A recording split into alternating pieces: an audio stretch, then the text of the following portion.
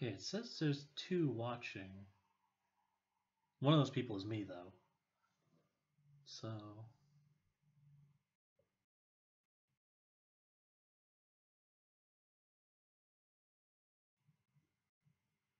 Still got another 13 minutes, so no rush.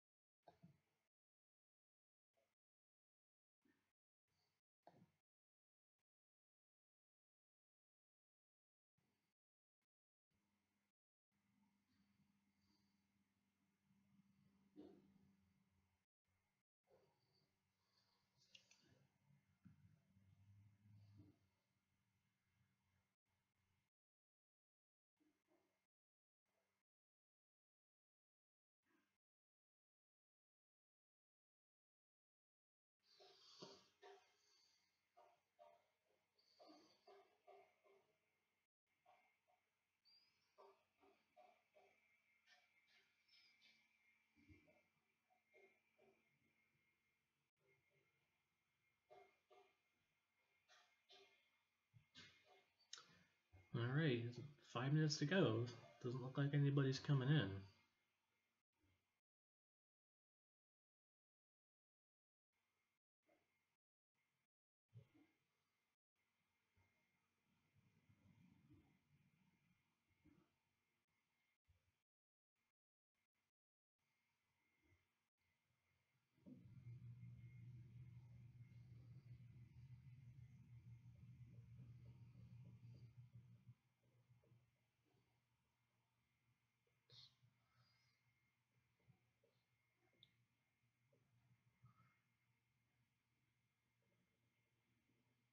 Yay!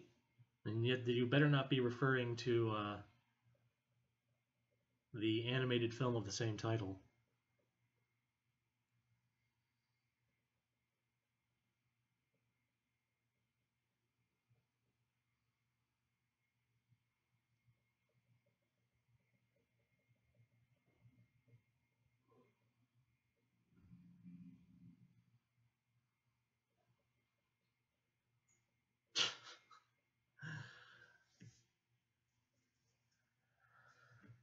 So another 4 minutes to go. So hopefully some more people will show up. Of course, I wouldn't expect most people from last night to be here, but we'll see.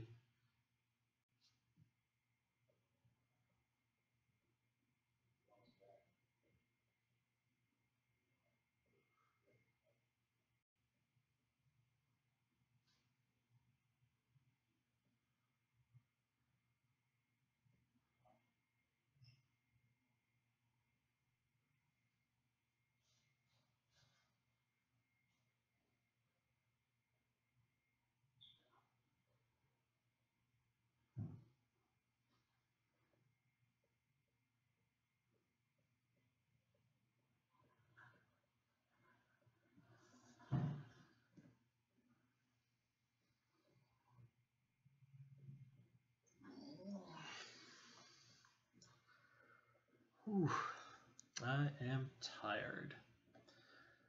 I woke up fairly early this morning because I had to go do some volunteer work at the Peabody Museum of Natural History after staying up all night yesterday streaming.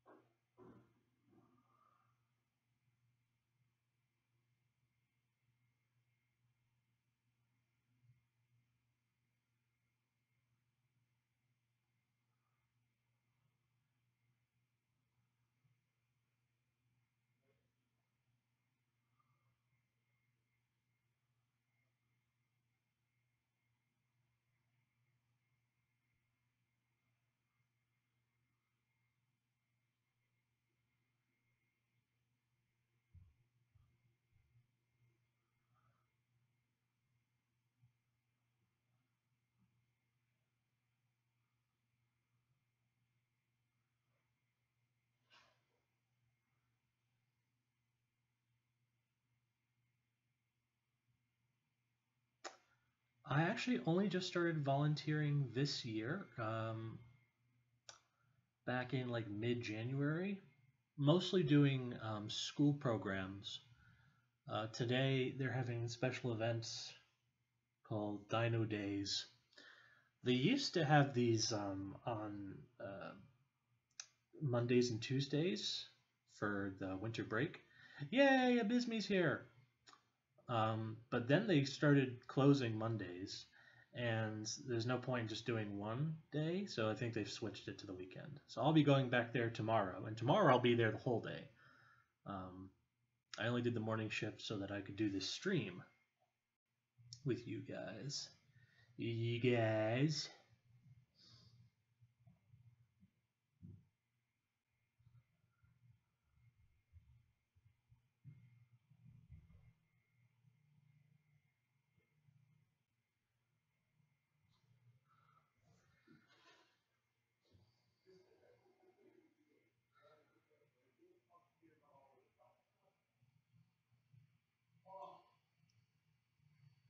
Well, it looks like another person joined us. Hopefully they'll make themselves known. Yes, Abysme, it did go through.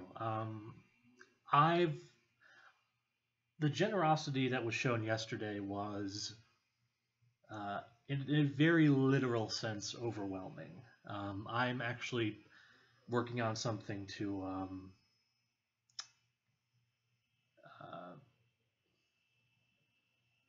sort of like show my appreciation for what you guys did last night. Yes, Eli. Don't want the dinosaurs to have feathers. Yes.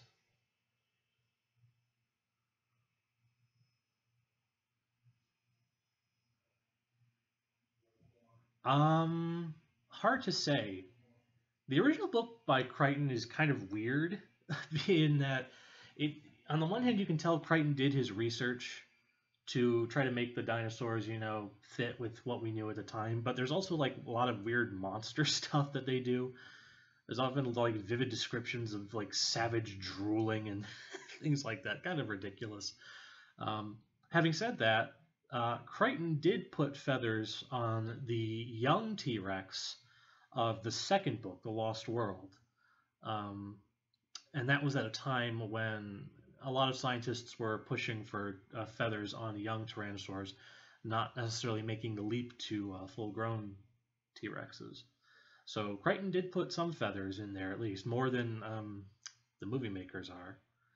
As for what would Crichton want out of a Jurassic Park movie in 2015? It's kind of hard to say. What with him being dead and all. I honestly don't know because Crichton was a complex person. Frustratingly so. So it's past 3 o'clock. So I guess we might as well go ahead and get started. Hopefully people will come in more as the stream goes on. Since, as far as I know, the only people who are here are people who were here last night. I'm not going to bother going through all the introductory stuff again. I'll just say welcome. Thank you all for joining me this afternoon for another round of the dinosaur simulator, Saurian. Now, we got a couple of options here. I'll leave this up to you. Do you guys want to continue the game we started last night and try to make it all the way to super adult, whatever that means? Or do we want to start a new game? I'll leave that decision up to you guys, because this is all for you.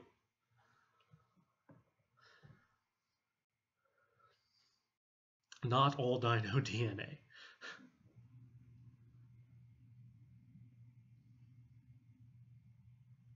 All right, we have one vote for super adult from Kylie.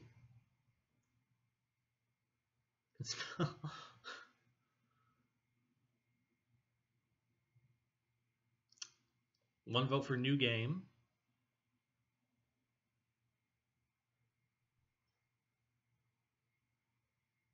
So it's a tie right now. So I think it's going to be up to Abysme to break the tie.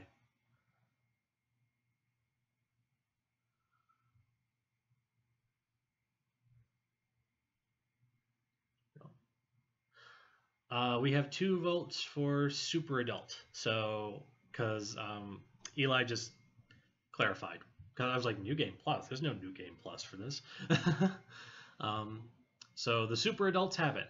How about this? We'll make it to super adult, and after we demonstrate the kick-ass ability of the super adult, we can start a new game after that. So we'll load up Red from last night.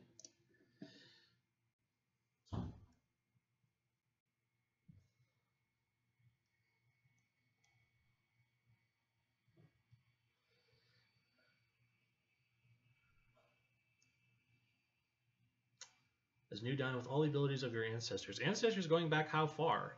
Am I gonna get like all the abilities of my ancestors from generations back?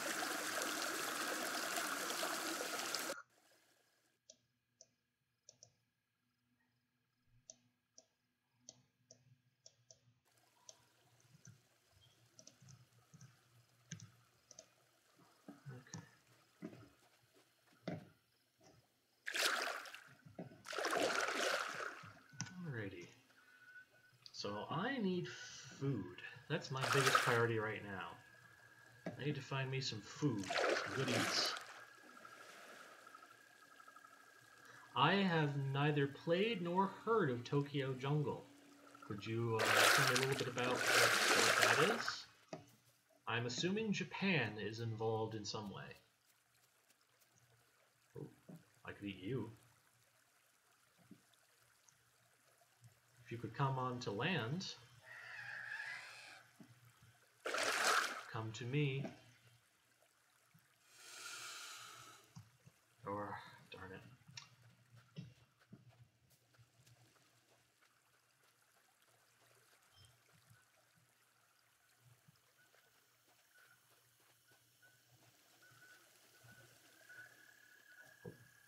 What's that? Oh, bird. Ah, darn it. It's kind of hard when they're around, when they're behind a tree. You gotta rush around the tree, but usually they hear you by then.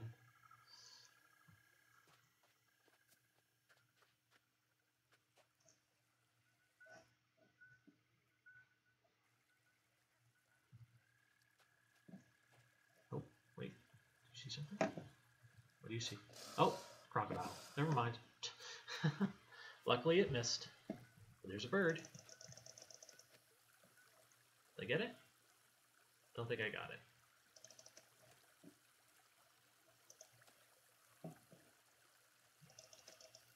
Oh, now I got it. Scoop.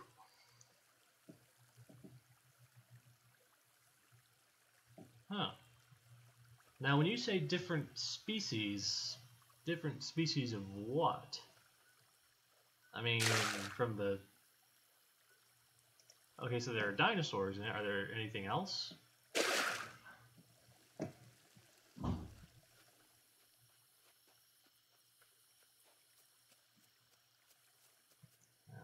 have over here. Another bird. Oh, darn it! How did I miss that? Oh, that's right. Just fly back and I'll scoop you back up. Thank you, bird. Thank you for your suicidal obliviousness.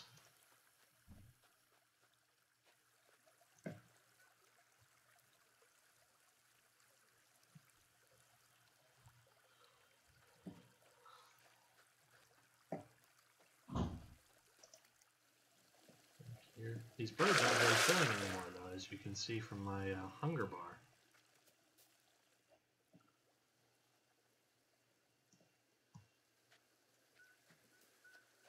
Oh, darn it. Flew away. Oh, Triceratops up on the hill there. Oh, there's a Packy. I think it's just the one.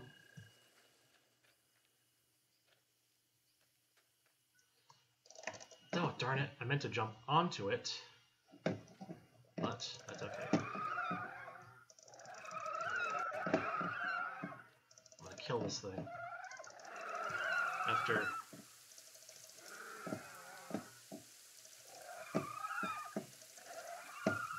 Oh, cow? Is that another species? Cow? So, wow, I'd love to see the player balance in that. Like, so which would you rather play, a dinosaur or a cow?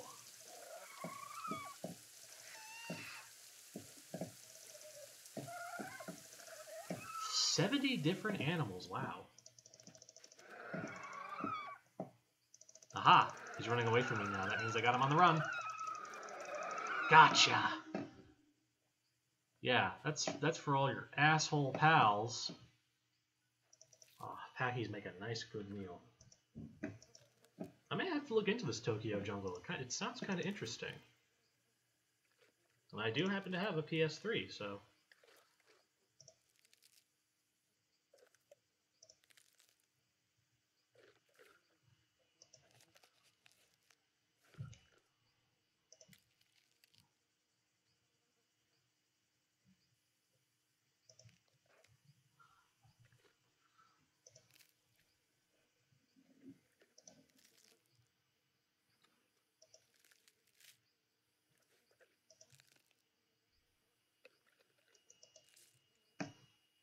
gorge myself on all this beautiful Packy meat.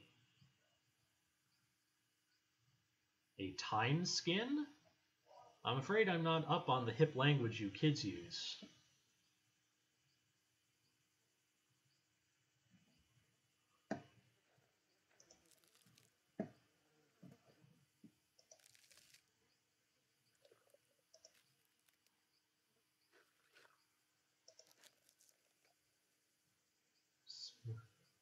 Time sync, there we go. Okay, I know what a time sync is.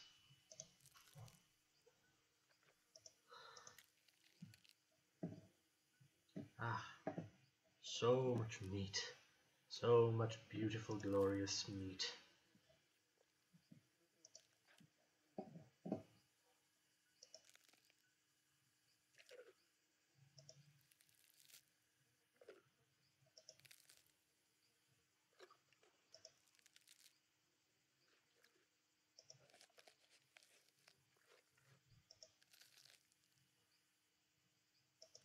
And there it goes.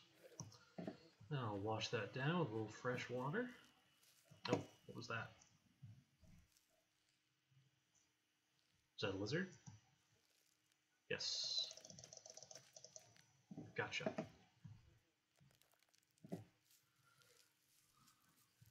Yeah, actually, I didn't have a computer that could run the game until very recently. Just a few weeks ago, I bought this new laptop specifically and only so that I could play this game.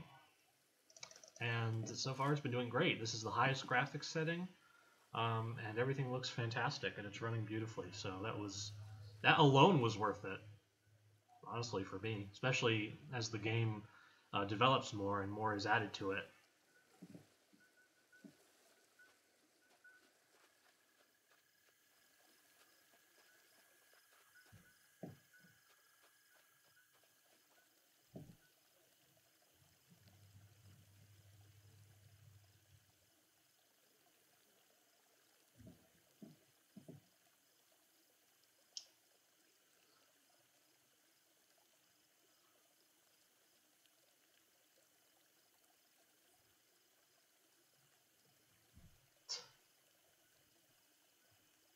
Yikes! That Abysme. That is a story waiting to be written, and not by me, because I think it would give me a headache.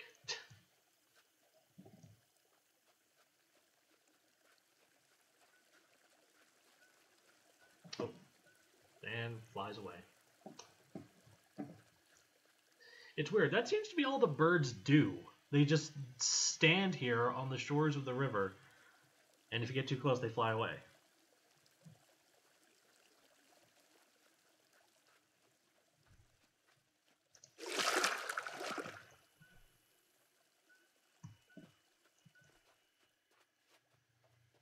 You ate time travel? How does it taste? Eating time travel. That sounds like the name of some sort of like absurdist piece of literature.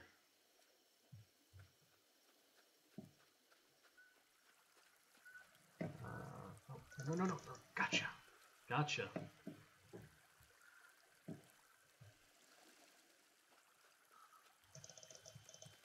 And the lizard for lunch.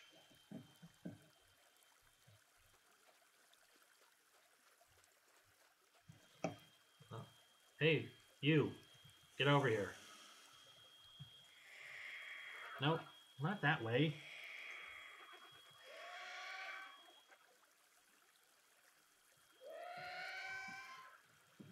Yeah, but Abysme, that begs the question, what do boring screenplays taste like? I assume they taste like, well, paper. I don't want to eat paper. Oh, shoot. Shoot. Don't come any closer. Don't you come any closer to me.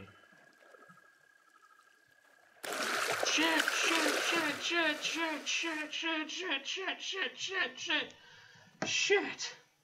Oh.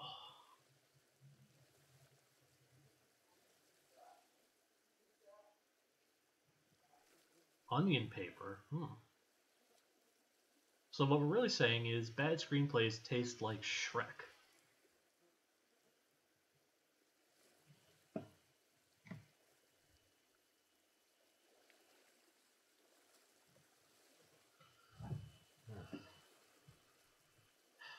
See, if I wanted to, I could probably swim out there and very slowly and awkwardly push that Brachycampsa carcass over here. I'm not sure if I want to, though. Who am I kidding?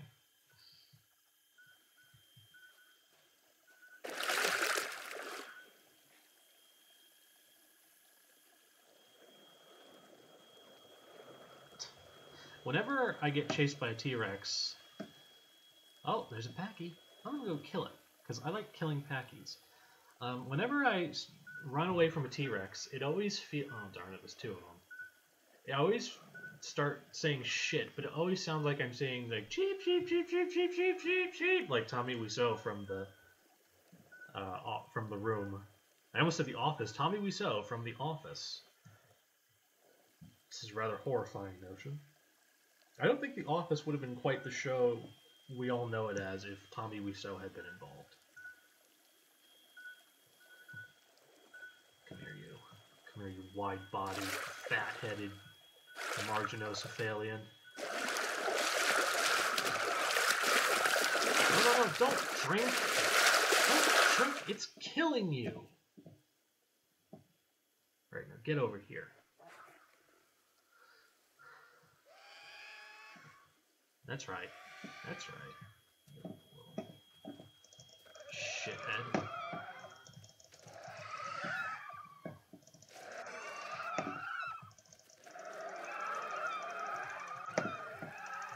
Oh, get back here. I'm gonna kill you.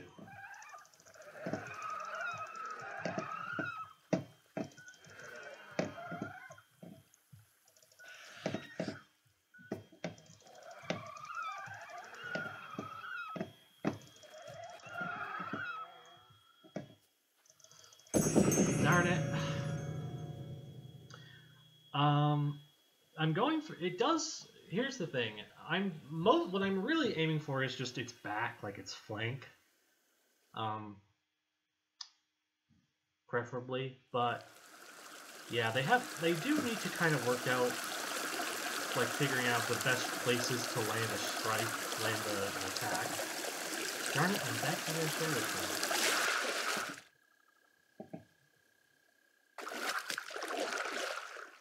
The main thing with attacking something big is to break the skin. That's what causes them to start really losing health. And that means attacking the same place more than once. And the easiest place with the Packies is just to go for the head, the back, the tail, and the flanks. Because you can't really attack them head on, because they'll just bite you and insta-kill you. Which is kind of dumb, if you ask me, but... They have said in the development logs they have that the next patch they're gonna lower the stats of the Packy and raise the stats of the Dakota Raptor a little bit so that it's not quite so dry cut. Because right now Dakota Raptors do not stand a chance against Packies, which is a little unfair and a little unrealistic if you ask me. So they're gonna even it out a little bit.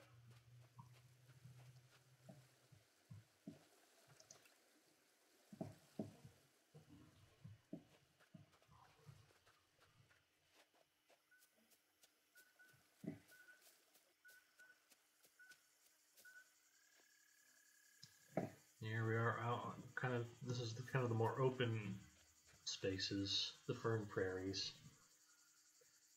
They are going to include some ambush tactics. They've already started fine-tuning the jumping raptor prey restraint mechanic so that you can more precisely target. Well, they've even just they're adding like a targeting mechanic so you can more precisely target places on a body where you'd want to. Is the game set up that way? It supposedly is, but because of the way the animals move, it's really difficult to actually reach those spots. So for example, you'd think that sort of a nice soft spot on the Packies would be the throat.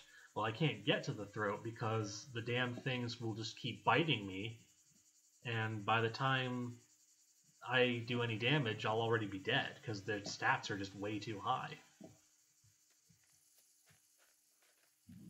But they are going to even out the stats a little bit and introduce a targeting mechanic so that you can more precisely aim at certain parts on your prey to deal more damage.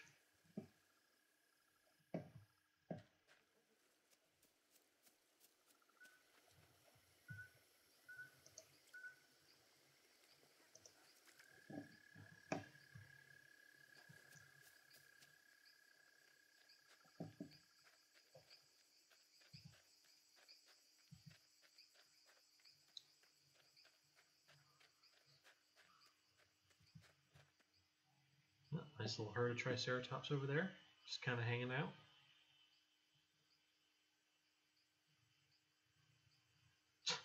Yeah, they really need to fix the how the Triceratops behave when they're in a herd. Because basically what I think what they did is that the Triceratops first started off spawning as individuals, and they behaved and moved as individuals. But then they started spawning together in herds, but they didn't change any of the behavior mechanics. So they're still just acting. They're still moving and behaving as if they're on their own. They just happen to be close together.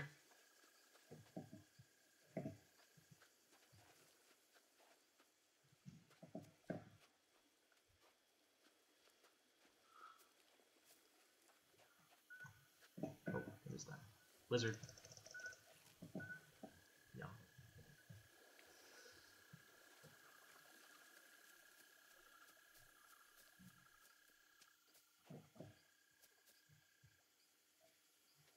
The next patch better include a pulse plasma rifle with a 20-watt range.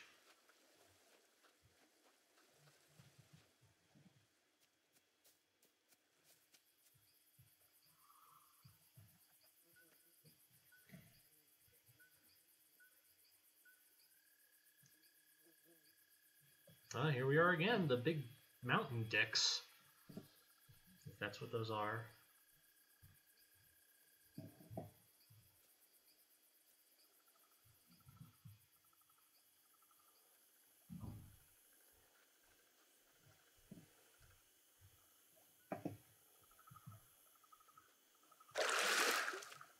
Oh, that's weird. I can't get any closer than this. I can't zoom in anymore. That's weird. And a little annoying. I did not know that frogs and cats had other eyelids, actually. Dinosaurs probably did have what's called a nictitating membrane. So in addition to an eyelid, they have a transparent membrane that comes over their eye from the side, like crocodiles do, and like birds do.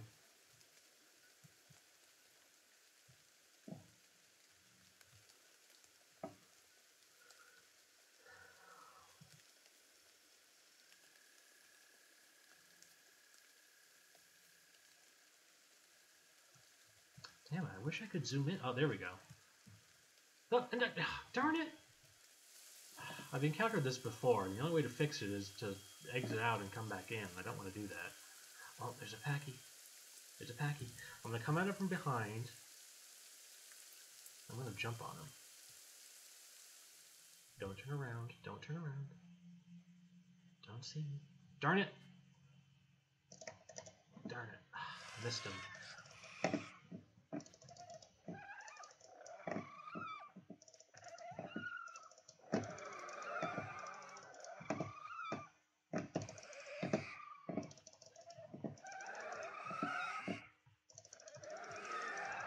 Darn it!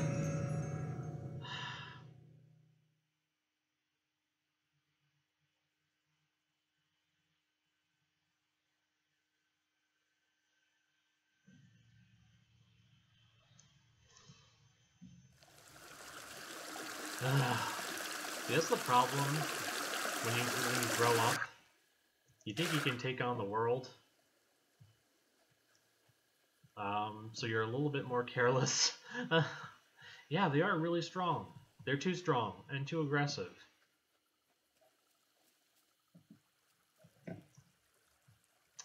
Bird. Darn it. Saurian is the Dark Souls of... Oh my god, did you see that? Did you see that? I just leapt up in the air and caught that bird.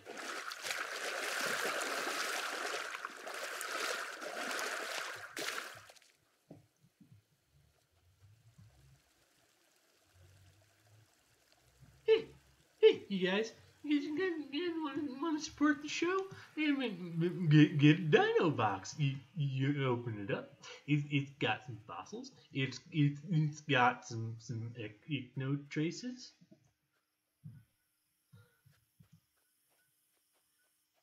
I have never heard MatPat speak before, by the way, so my MatPat impression is based purely on everyone else's on UCA.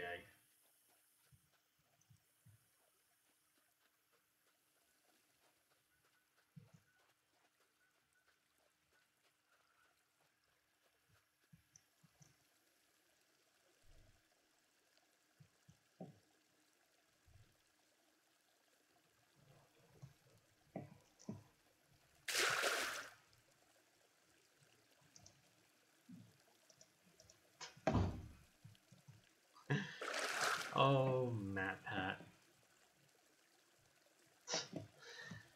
Yeah, no, I didn't even know game theory was a thing until Dead Palette started making fun of it on UCA.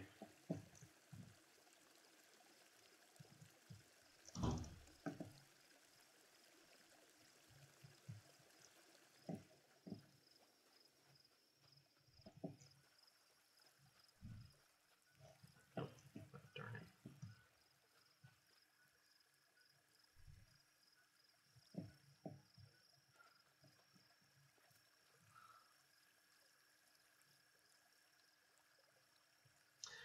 Yeah, every time I once said this in the Too Spooky Discord, somebody said, "God, I wish you guys would stop making fun of MatPat." Not because like we're going too far, but just because like they're just kind of getting sick of it. And I said to them, "Here's the deal. We'll stop making fun of MatPat when he stops being a shit." How about that? Does that sound fair?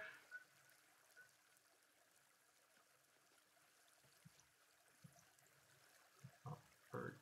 Don't fly away. Don't fly away. Gotcha. Gotcha. Yum, yum, yum.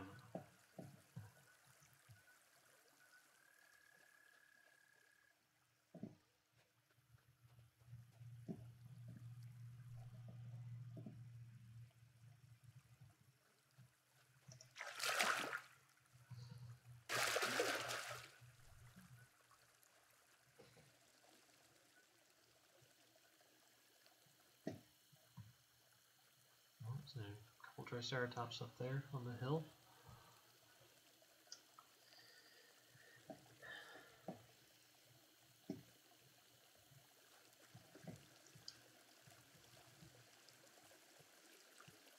I thought her head turned, but I might have been mistaken.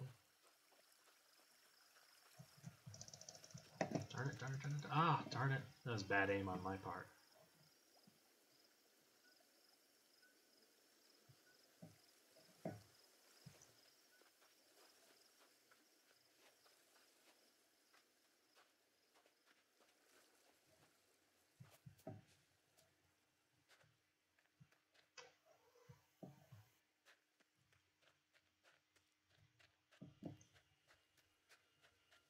Don't forget, guys, any questions you might have or might be able to think of, I will answer them.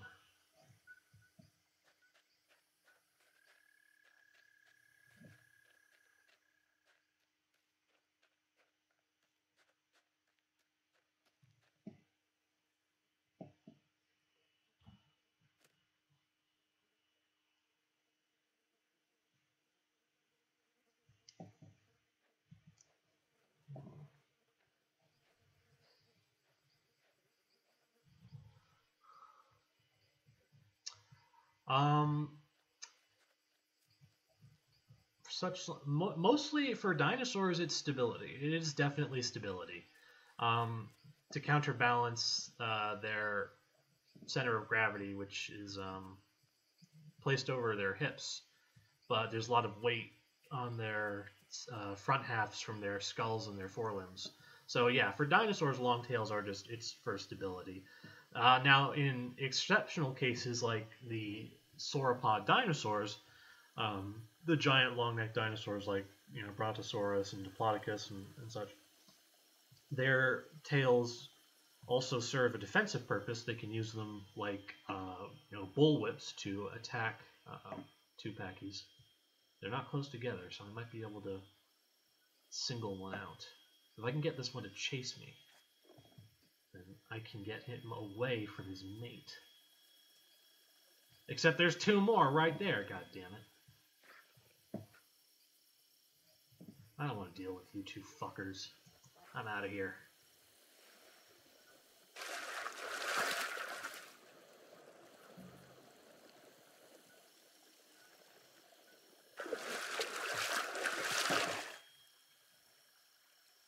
Yeah, see, they come rushing into the water and they think they're going to chase after me, but they really don't. They'll just turn around once the water gets too deep.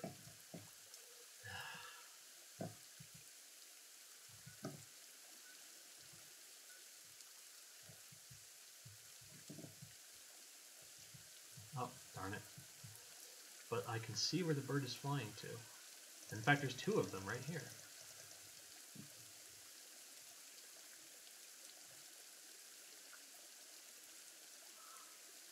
Well, see, here's the thing.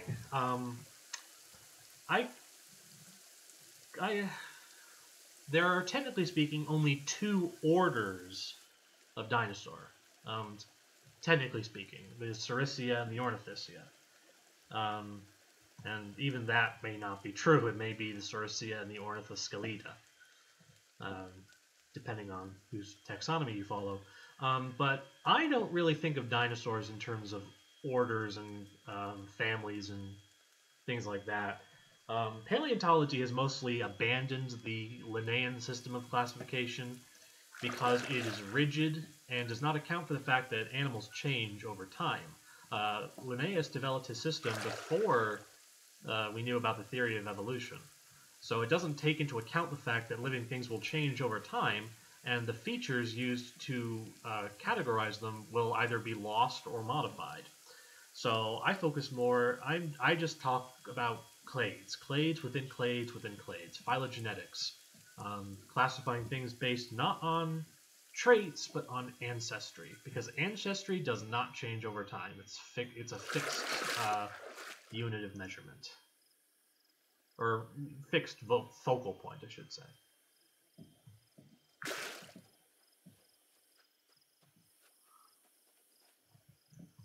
Darn. Ah, god darn it. Dinosaur ring theory? What is a ring theory? Darn, get back here. Whoa! That was a pretty big jump. There you are again.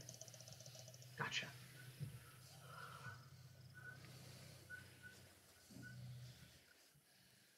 Yeah, so like, for example, in phylogenetic taxonomy, birds are reptiles. And at first that feels like, that doesn't make any sense. Birds are nothing like reptiles. It's like, well, birds aren't very much like modern reptiles, but when you start looking at the fossil taxa, it's like, so like, for example, in traditional Linnaean system, birds are their own class Aves. And generally speaking, we would say that anything with feathers is a bird. Okay, well that means that my guy here is a bird, not a reptile. T-Rex is a bird, not a reptile. Things like that. It's much easier to say that just birds are part of that same group that we call reptiles. They're just morphologically very different compared to the other members of that group. Holy shit, there's a T-Rex right behind me. And he's coming after me. Shit. Fortunately, I got full stamina payload to burn.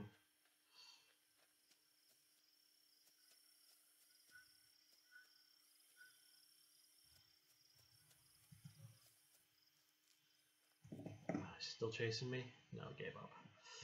Good. But there's another T-Rex right over there. Darn it. Feels like there are too many T-Rexes. It feels like there really should be fewer than this. Because in real life, you'd have one T-Rex claiming like several square miles of territory and doing everything it could to keep other T-Rexes out. Assuming they were solitary hunters, which they might not have been. They might have been group animals, but these ones are programmed to be solitary hunters. If they encounter each other, they kill each other on sight. It's just so odd that there are so many of them. You'll also notice that we have not seen any juveniles of any other species. That's because they're not in the game yet. There are no young dinosaurs apart from Dakota Raptor. Dakota Raptor is the only animal programmed with, other growth stages. Oh yeah, no, it's. I've said it before. I'll say it again. I don't have enough nice things to say about this game, even with all of its bugs and all of its incompleteness. This game's gonna be amazing when it's done. Sun's getting low, so I should probably go sleep soon. But I would like to have at least one more meal, so that my hunger bar isn't too low.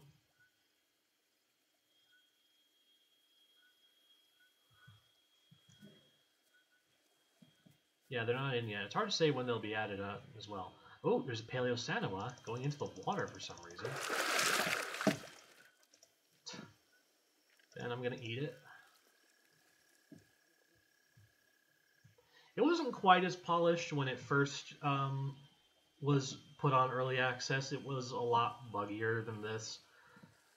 But by pretty much like the second or third patch, they fixed all like the really major bugs. Like animals were like constantly walking into trees. Players were getting stuck a lot. It was a lot harder to like scoop up those lizards. It was really hard to like land a target. But yeah, for what it is, it's pretty good for where it's at. Triceratops over there.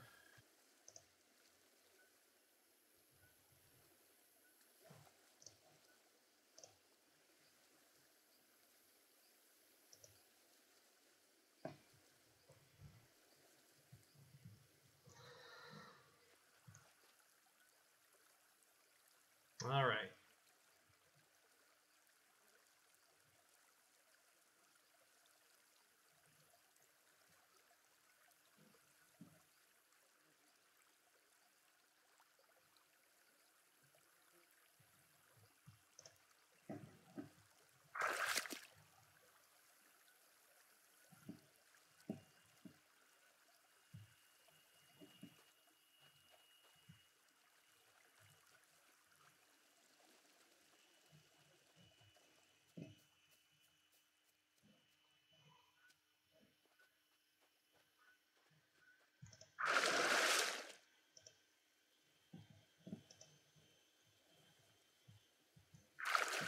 There's a cute little pond here, isn't it?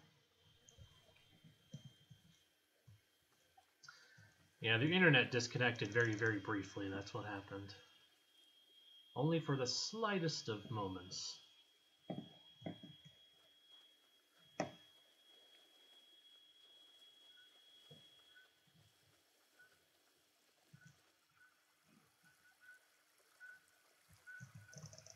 Gotcha.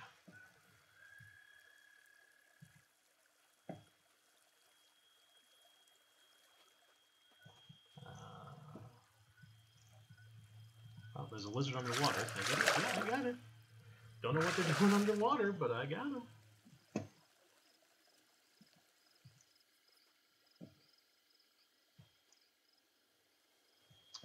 Is that a Brachycampsa or a Borealisuchus on the other side of the pond there?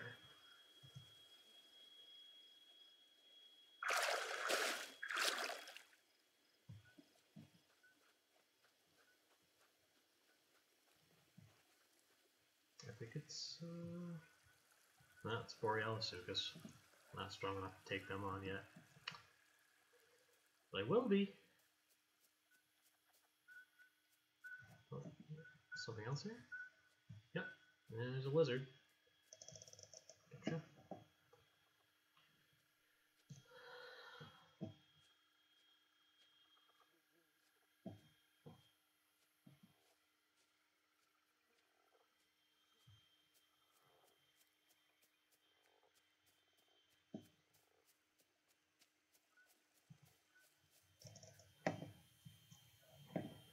lizard on the run. Gotcha.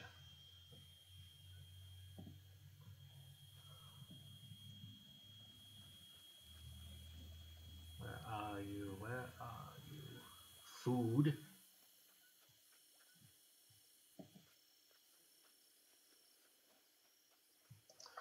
Now I'm a bit more secure in myself. I'm going to start exploring some of the other territories.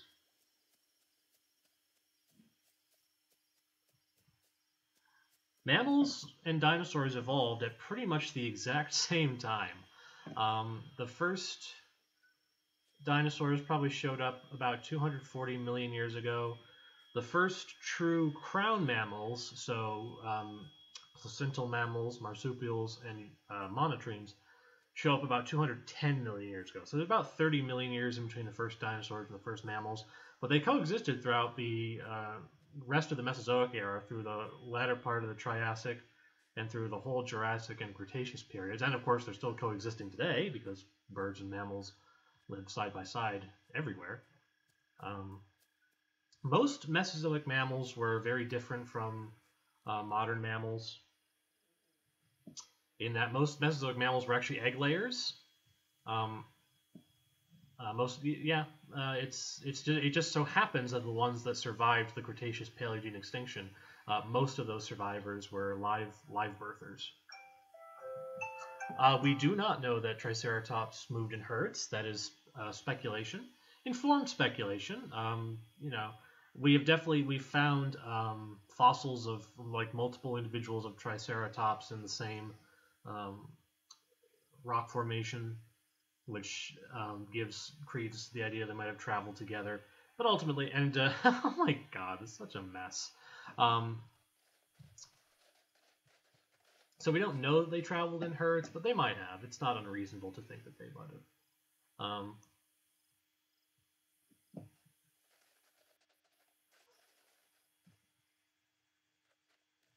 So out here, this is where the Triceratops like to hang out. They like to hang out out here in what are called the fern prairies, which are these open spaces. There's grass is not really a big part of Mesozoic ecosystems. Grass didn't evolve until the late Jurassic period, so there was no grass in the first half of the Mesozoic era. And even when it evolved, it was still a fairly obscure plant, only in some parts of the world. Hey! Albertonicus is here! Awesome!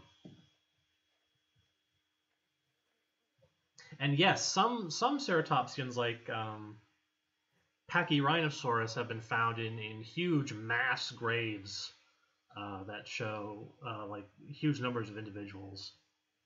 So yeah, Triceratops has never been found in those sorts of environments or in those types of conditions. So this is sort of like a conservative speculation about social behavior for their Triceratops. Also, I'm sure it's a lot easier to program 4 or 5 in a herd than 500 in a herd.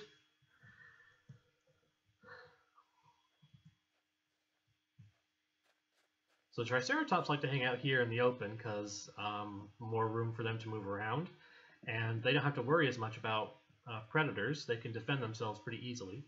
Whereas Pachycephalosaurs and Raptor, not... Oh, Paleosanoa. Get it from behind. And insta-kill.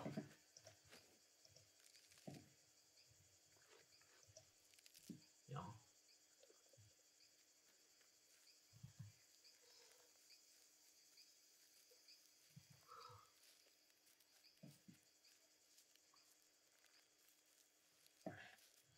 So there are a few different environments here in Saurian. There's the rivers that we've already seen, the fern prairies, the coast.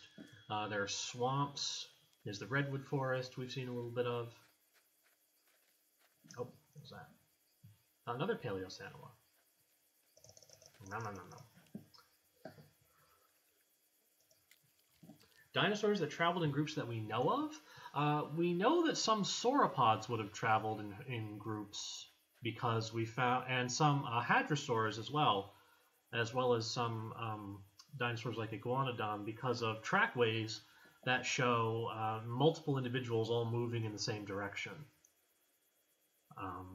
That's the best evidence for gregarious behavior in prehistoric animals, is trackway evidence, because when you're talking traveling in groups, you're talking behavior, and it's very hard to study the behavior of dead things. So trace fossils are things left behind from when they were still alive, and so those are the best pieces of evidence for trying to figure out the behavior of prehistoric animals. There's a couple packies over here. They're not close together though, so maybe I can get one of them. Maybe I can get one of them to chase me, so it'll be singled out away from its mate. That's right. That's right, dum-dum. Follow me. Follow me away from your mate who can't defend you. Oh, shoot. Bad time for a frame drop. Darn it. I've already lost quite a lot of health.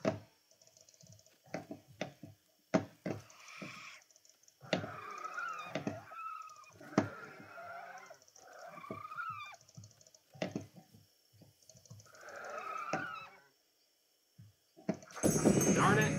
Oh, at least it won't go far back. Too far back in time. Evidence of dinosaur migration. There is some evidence. I'm not entirely sure what it is, but I know that dinosaur migration has been proposed for the large duck-billed dinosaur Edmontosaurus. In fact, that's going to probably factor into this game at some point, because Edmontosaurus is known from the... Holy shit! Where did you come from? Edmontosaurus is known from the Hell Creek Formation, but it's thought to be a seasonal visitor. They would have migrated to other places at other times of the year. It'll be fun to see if that does get included in some way in the game. Like maybe the Edmontosaurus will only spawn at certain times during the game, and other times they won't spawn. That'd be kind of interesting. Of course, Saurian will be calling their Edmontosaurus Anatosaurus. That's their own sort of little personal belief regarding the taxonomy of that large duck-billed dinosaur. Officially, it is called Edmontosaurus annectens, but they believe that it deserves a separate genus from the other Edmontosaurus species. So that's their own weird little quirk. But I'm kind of proud that they're willing to kind of like form their own informed opinion, even if it's not in keeping with the current consensus.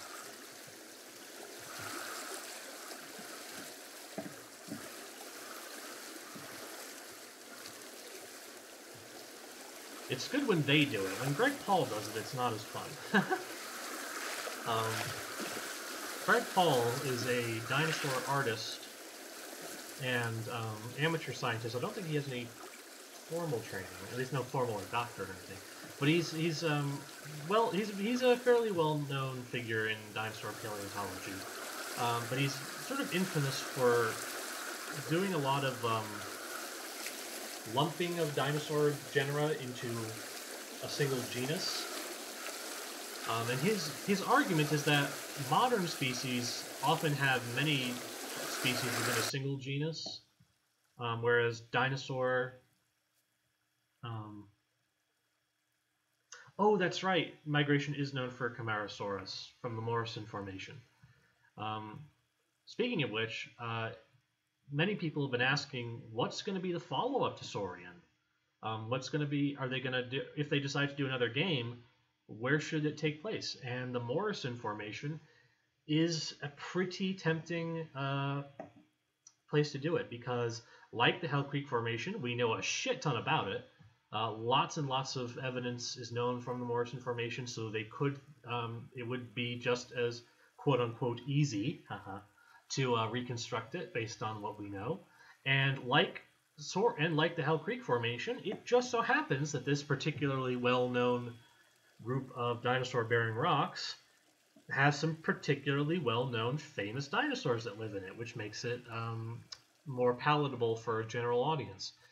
We know Brontosaurus, Stegosaurus, Allosaurus, all from that group of rocks. And being able to play as a giant sauropod would be pretty cool.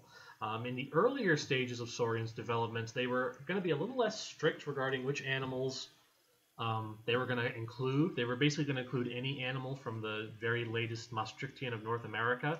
So they were originally going to include the giant sauropod Alamosaurus, and they do have some concept art of that on their website, but they decided they were going to be more strict about it.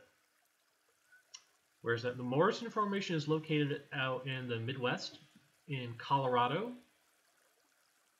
and other surrounding states, and can't place them off the top of my head. But yeah, both Hell Creek and Morrison Formation are out in the Midwestern United States.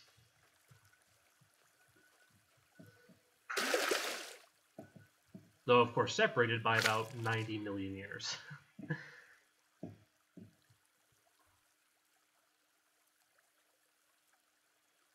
Oh no, I am very happy about the level of strictness they're placing. They've always said they're never going to sacrifice scientific accuracy for the sake of something that's just cool for the sake of being cool.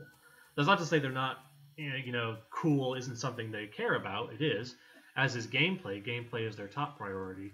But science, they are basically, they are of the shared, they share the opinion that I have, which is that science and reality and paleontology and all that good stuff is interesting. That it's not a matter of trying to compromise. That makes it sound, because that presents a false dichotomy that something can either be scientifically accurate or it can be cool and interesting. When in reality, there's a lot of overlap between the two. So their sort of philosophy is present reality, present science, present as much as we can about what we know about these animals. Anything we don't know, we'll speculate at within reason, and that will be enough to, that itself will be cool.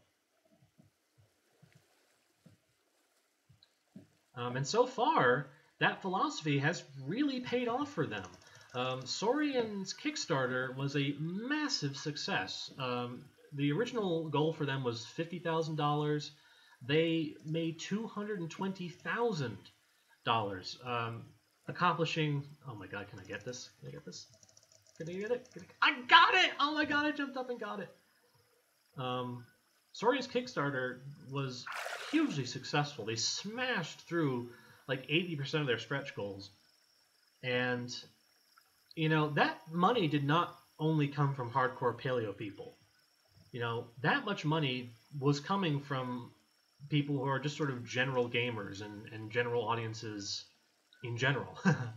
Redundancy.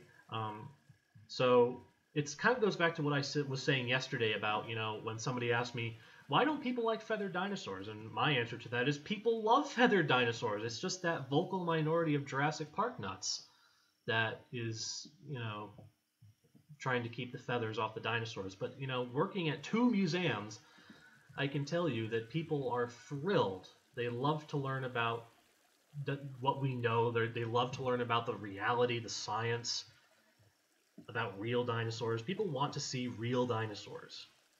That's what they want to see.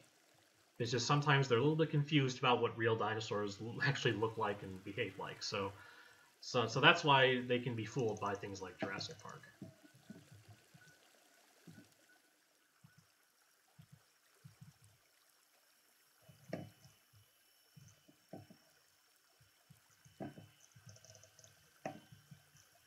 Oh, God darn it.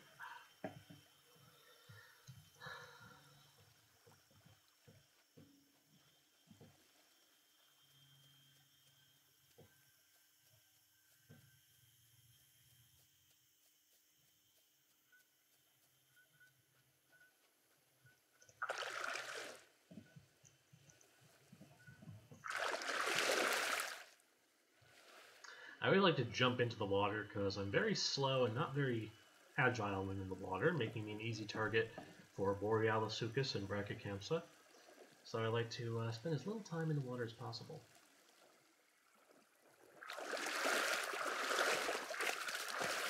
I remember that study that came out a couple years ago. That study, yeah, because that's the sort of thing where it's like, that might be speaking as much to people's artistic abilities as it is to their knowledge of dinosaurs.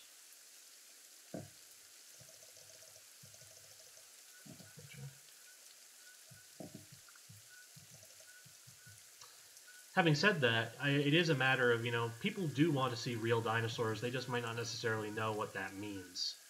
Oh, there's a bracket campsite here. Let's see if I can try to kill it. Yep, killed it. Gotcha. Uh-oh, there's a T-Rex over there. I better be careful.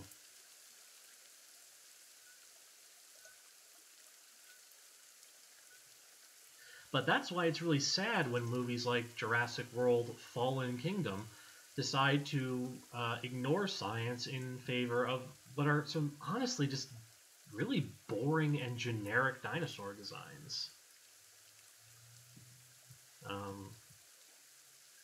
So, they could have done something really cool and interesting, but they decided that's not what they want to do. And you know what? Fine. You don't want to be beautiful. You don't want to be interesting. You don't want to make people think. Fine. You're a Hollywood movie. Nobody ever said you had to do any of those things. But you could, and that you don't want to is sad.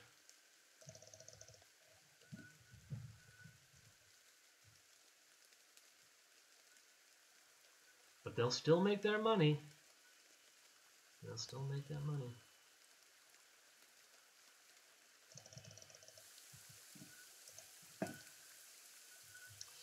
Did I get that bird? I don't think I did. I think that bird was trapped against my ankles for a little bit.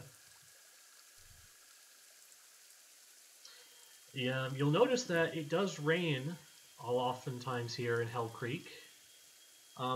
One thing they're going to add to the game as it develops more is more dynamic weather, because we know from the Hell Creek Formation that this ecosystem would have experienced some really extremes of weather: wildfires, thunderstorms, hurricanes, because it's right by a tropical ocean or a tropical sea. I mean, Godzilla is something totally different. Pretty much all the paleontologists that I know and that I talk to, they all love Godzilla. And I like Godzilla. Godzilla's great. And see, that's the thing. Godzilla is so far removed from reality, so far removed from fire is a result of the weather, so far removed from science that it's much easier to just let it go and enjoy the crazy.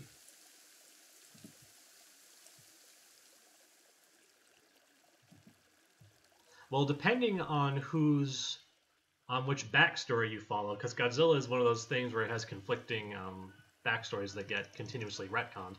In Godzilla's original incarnation, he is a late surviving theropod dinosaur mutated via radiation into a giant atomic breath breathing monster.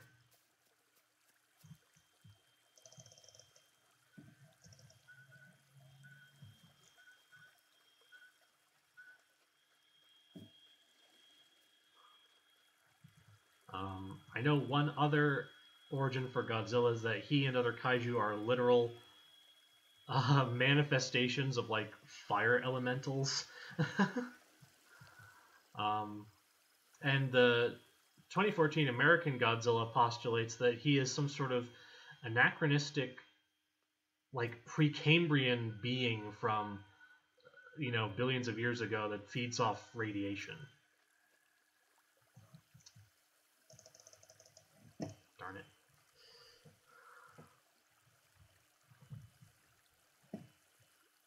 Or maybe he's both a dinosaur and a metaphor for nuclear fallout. Why? I love the American 2014 Godzilla. The design, anyway. The movie's kind of crap, except for certain parts. But no, I love that Godzilla. There are some really interesting, subtle things about the design of that Godzilla that are pretty neat. So there's, so for example, Mark Witten wrote about this on his blog. that so you know how like people were saying that like the 2014 Godzilla looks fat? Like, why does he look so fat? He's actually not fatter than usual. The reason he looks fatter is because they made his head proportionally smaller compared to other Godzillas. And oh shit, that's why I couldn't go to sleep. I'm like, why can't I sleep? Oh, bye, Bisme. Thanks for stopping by.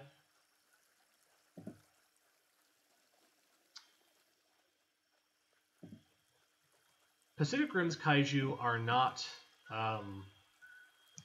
Why can I not sleep? There we go. Pacific Rim's kaiju are not proper Lovecrafty aliens. They're something far better than that. They're proper Wayne Barlow aliens. Because they were all designed by Wayne Barlow, who is one of the all-time best creature designers out there ever. I think Otachi is probably my favorite.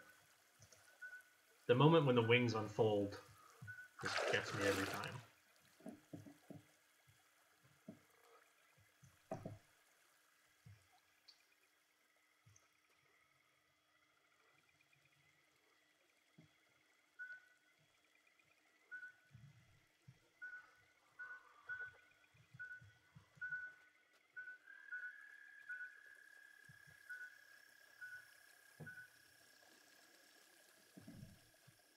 So many portal sphincters these days. Portal sphincters, sky anuses. Yeah, that weird greenish sunrise. We were talking about that last night. No, you were here for that, Zap. But I chalked it up to, for those of you who weren't here, I chalked it up to the fact that, like birds today, Dakota Raptor probably has more rods and cones in its eyes than we do, so it probably sees colors that we don't. Borealis is lurking there. Oh, lizard. Yeah, gotcha.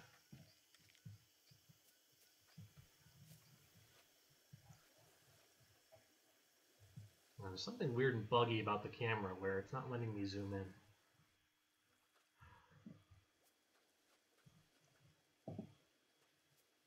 Anything of interest up here? Woo! I didn't do that on purpose. It just jumped for me.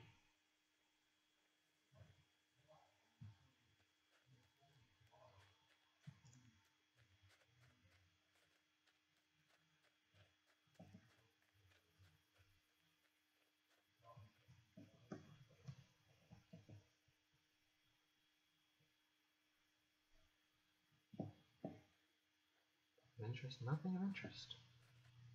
Nothing I can eat, nothing trying to eat me. So much for red in tooth and claw.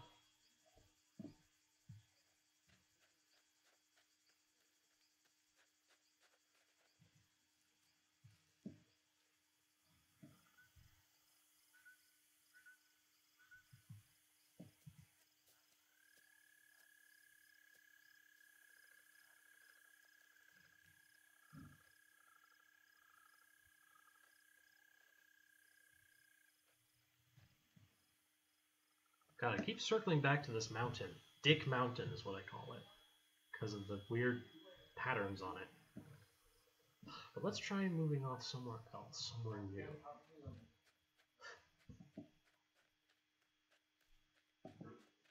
Definitely don't like to hang out here in the open for too long. This is where the T-Rex are. Like that one right there. That is chasing me. Yeah, I'm going to wait till I have full stamina to run away. This game is pretty. Yes, it is. So very, very pretty.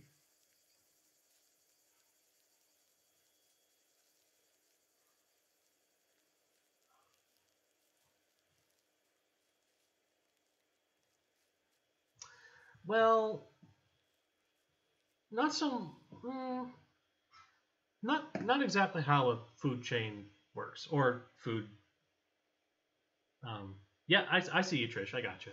Or how a food web works. So now, having said that, when certain large dinosaurs like the giant sauropods, the giant long-necked dinosaurs, when they reached a certain size, they were probably predator immune, probably too big for certain dinosaurs to worry about, assuming they hunted alone. I mean, one sort of thing that I always thought of as kind of like badass would be if like large Carcharodontosaurids like Giganotosaurus or Carcharodontosaurus or other large meat eaters would go after larger sauropods in groups, or maybe even T-Rex in the sliver of habitat that it would have shared with Alamosaurus, the giant long-necked titanosaur. T-Rex would have shared space and time with that dinosaur in the southwest, kind of in like New Mexico, during the earlier part of its reign, and sort of like more like 67, 68 million years ago. We know both of those dinosaurs from the Javelina Formation.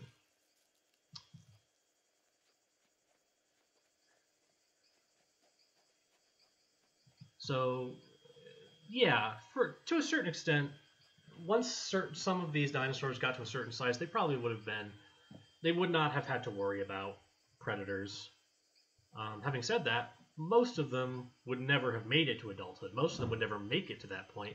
Vast majority would die, like I said, in their first year, because there seems to be a limit on how big eggs can get. Because the largest egg of any animal belongs to the elephant bird. Meanwhile, you have these giant sauropod dinosaurs that are not laying eggs that big. Their eggs are tiny in comparison to their body size. So that seems to suggest there's a limit on how big amniotic eggs can get. So that puts a limit on how big the babies can get. Oh, I reached the edge of the map. Can't go any further. So it seems to be that because sauropod dinosaur babies are so tiny, they cannot be around the adults. The adults cannot take care of them. They do not have the brain power and the coordination to protect their babies without stepping on them. It's probably very dangerous for the babies to be around the grown-ups, fear of trampling. So babies are all on their own, and then they have to defend themselves, and they're easy targets for predators until then. Any evidence of live birth in dinosaurs?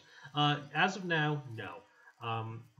There was an interesting hypothesis put forth in the 80s about live birthing Apatosaurus, but that has largely been thrown out. We have dinosaur eggs from all major dinosaur groups. We have hadrosaur eggs, we have sauropod eggs, tons of theropod eggs.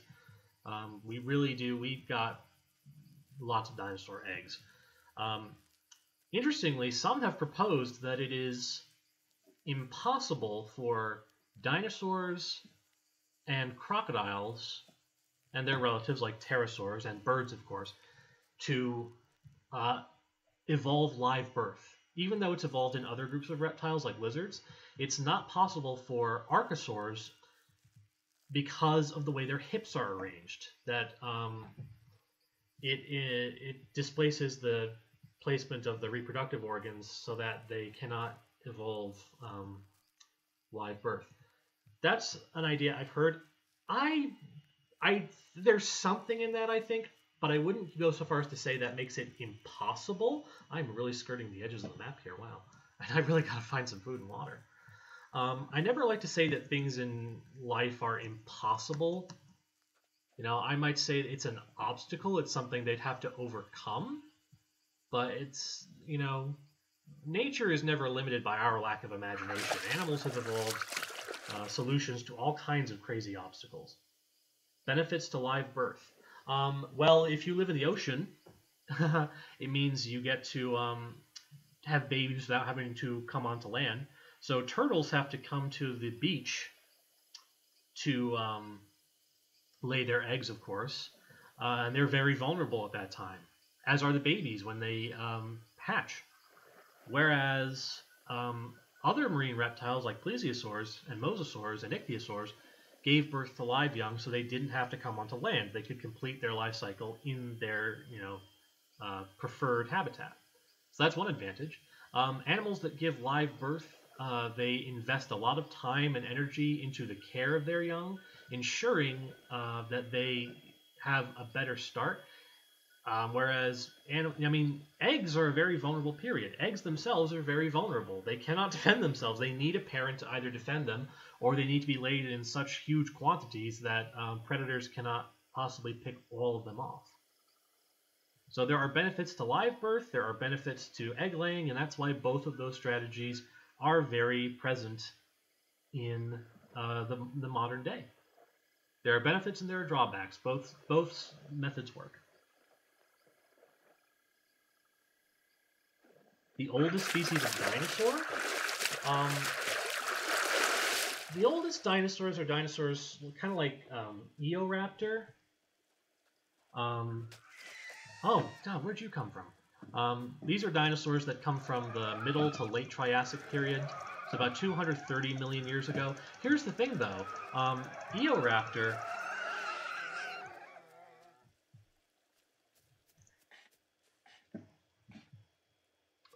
good point. Good point. Albertonicus. Oh, oldest extant species? Hard to say. Again, like you said, species is a very nebulous concept anyway. There's a joke among paleontologists especially that, species are whatever you want it to be. So the Tyrannosaur specialist Tom Holtz once said, species are whatever allow me to say that a lion and a tiger are different species. Yes, killed it. But here come 3 other packies to chase me away. Great. I'm not sure what the oldest thing that we would consider a species would be. Species seem to have like a lifespan of like 2 million years.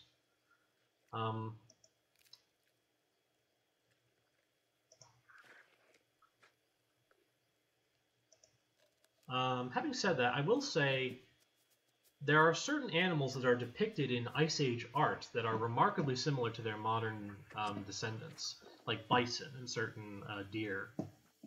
So that's kind of interesting. But yeah, that's not really something I can fully answer. Oh, I gotta drink some water. I'm really thirsty. Yes. Fortunately, fresh water is right here. This is why I like to stay near the rivers.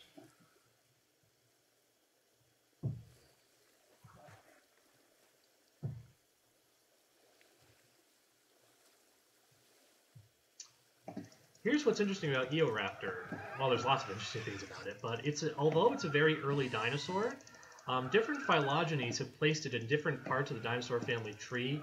Some studies say that it's a basal theropod. Others say that it's a basal sauropodomorph.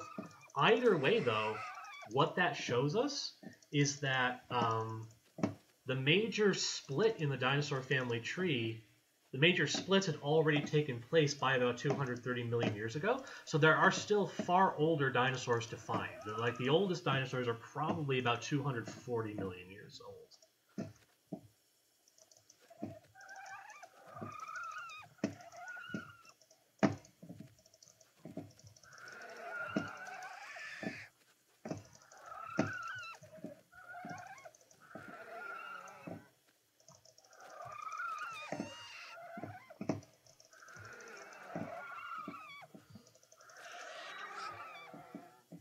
Eoraptor is a small dinosaur that comes from South America that lived about 230 million years ago. Now, the thing about early dinosaurs from that time period, come back here, is that they all pretty much look the same. They all look like small bipedal predators. And that's because we're very early on in dinosaur evolution, they have not had the chance yet to diversify and really get crazy and different from each other. So that's what's kind of interesting. I love pointing out to people about Eoraptor is that, it could very well be one of the earliest relatives of giant dinosaurs like Brontosaurus and Brachiosaurus, but it's this tiny little predator. If you were alive in the late Triassic period, looking at some of these early dinosaurs, there's nothing about them that really kind of screams, my descendants will take over the earth. There's nothing about them that really says that my descendants will grow on to be the largest, most spectacular, one of the most successful groups of animals ever to walk the earth. It's like looking at a raccoon today and thinking, the descendants of this small little furry thing are going to be, over 50 tons heavy and over 100 feet long. It's, okay.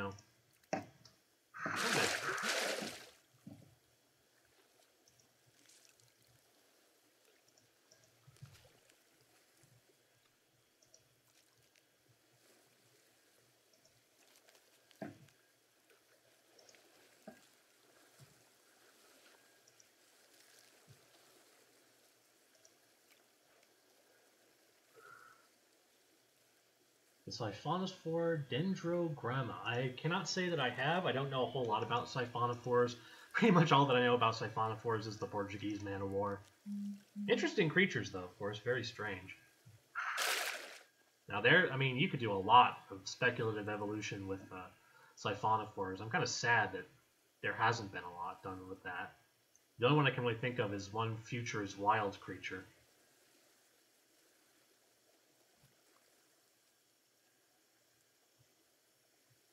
Huh. It's odd.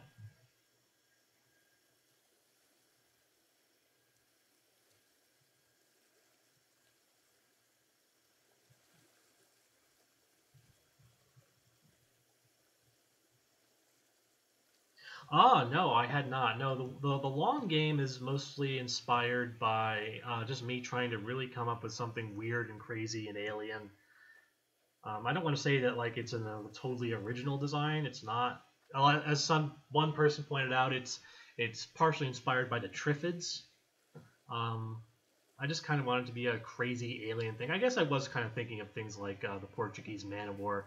It's a colonial organism, so that's what siphonophores are. They're colonial organisms. And if anybody who I know quite a fair few people did notice this in the comments. Yes, the whole thing about them being poisoned by selenium was a sort of like a shout out to evolution. I loved that movie when I was a kid. Having said that, there is some reason for actually thinking that might be how it would work. After all, the periodic table is arranged based on elements' chemical properties. So, something like that might be true. Yeah, it was a total ass pull, somewhat literally in the final film. But yeah, there was some thinking behind it.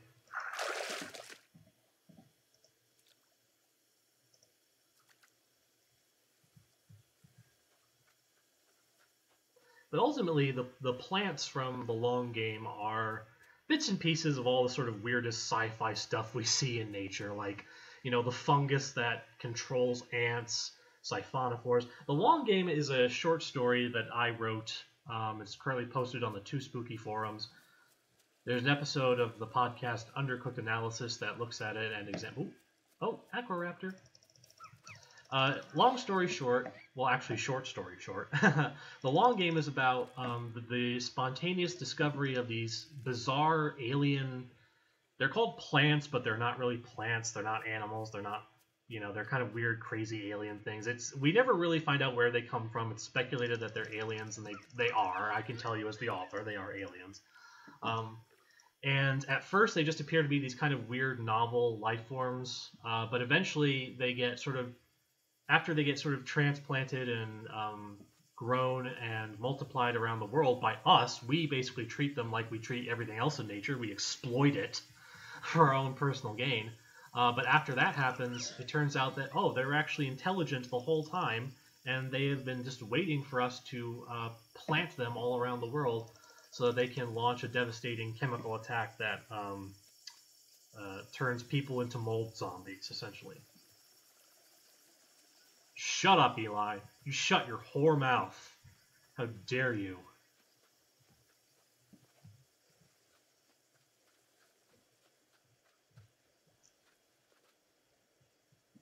I mean, you can. I mean, never forget death of the author. If that's how you want to interpret the information from the text, is them being some sort of weird throwback, then go ahead. You know, you can believe whatever you want.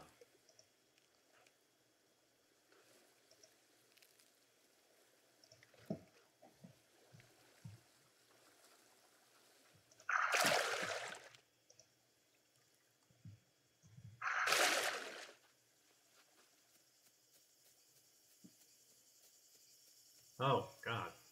It was Ron coming right at me.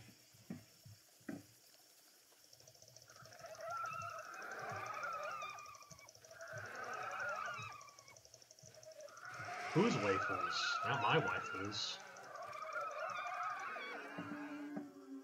It feels so good to be able to kill these things now. Belligerent dome heads.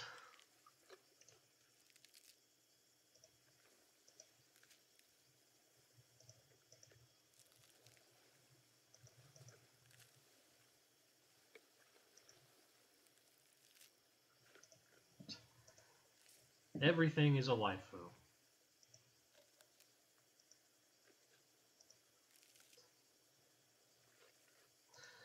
By the way, that term mesoskeleton, I don't want to say I created that term, but I did look for it and couldn't find it. And it's meant to be, it means skeleton that is in between. Meso means middle, like the Mesozoic is the area in between the Paleozoic and the Cenozoic. So a mesoskeleton is a skeleton that lies in between layers of soft tissue and skin that acts as the support.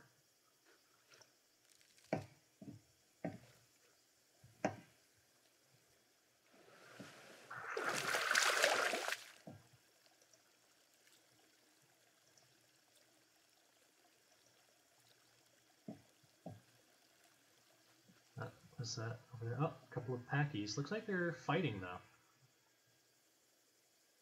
though. Either that or something's attacking them. How old am I? I'm about halfway through age 8. I don't think I advanced to super adult until 10. Maybe even 11. Not entirely sure.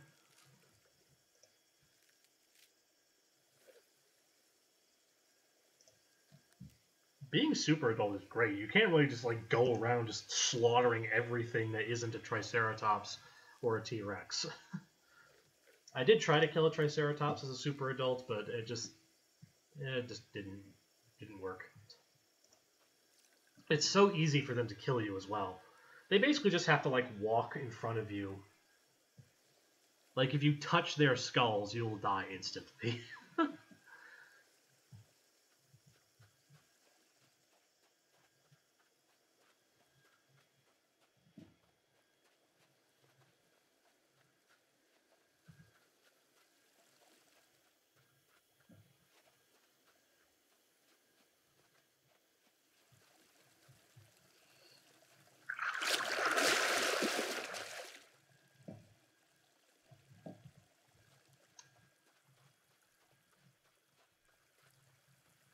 I have not read Doki Doki Literature Club, so I can't answer that question.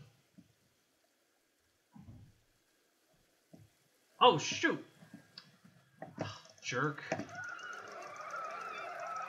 You picked the wrong Maniraptor to mess with.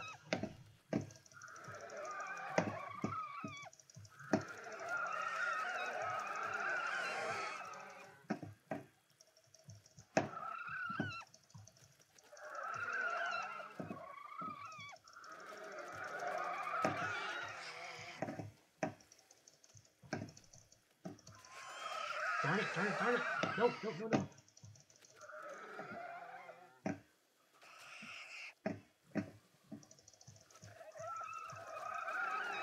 Yes!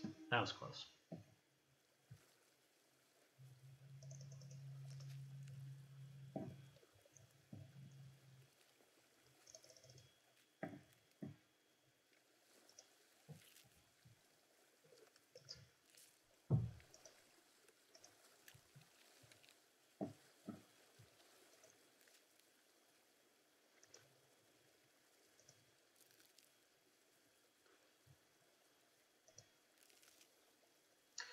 Raptors in this game cannot fly, but they can fall pretty far and not die.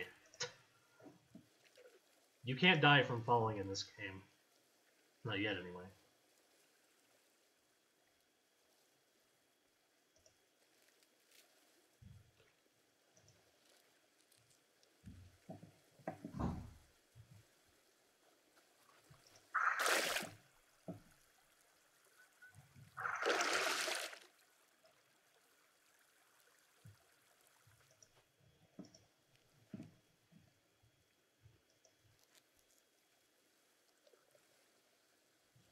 Can I leap?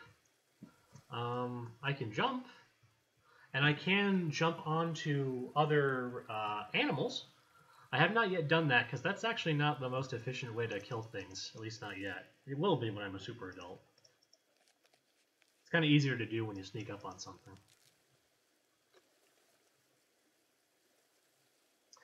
Depends on the artist. Some paleo artists, like me,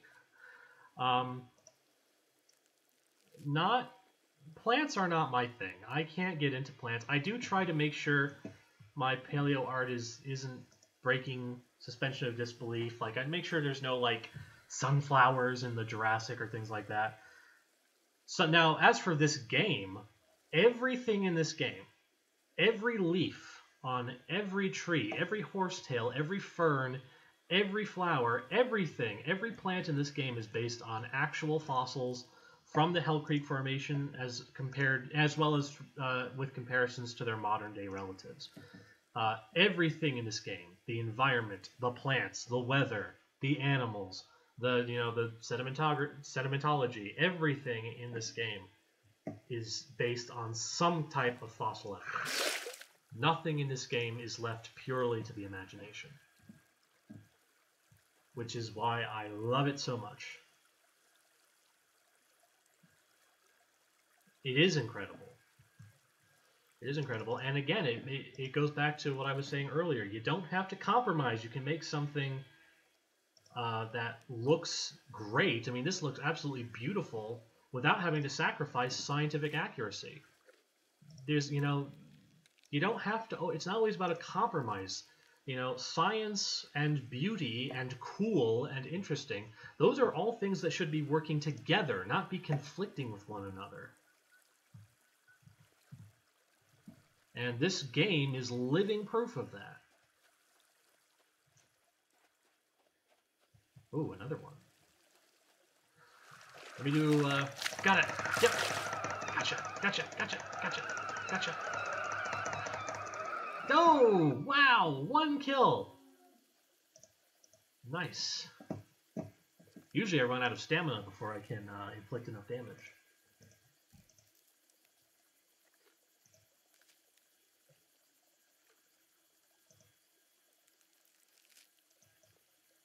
Yeah, really. And, if you ever really want to know how much research they did for this game, I mean, it's all there on their website. It's often been joked that Saurian may be the first video game ever with a works cited page.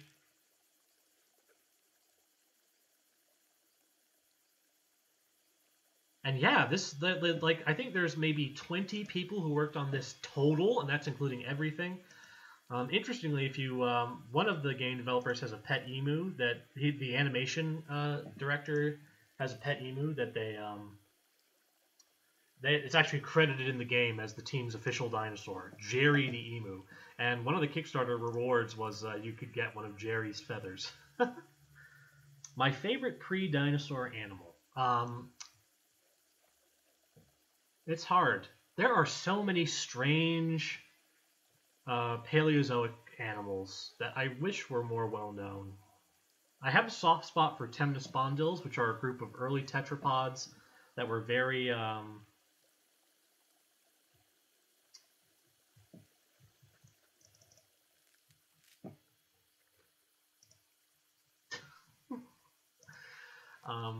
a group of early tetrapods that looked a lot like salamanders, kind of like giant salamanders.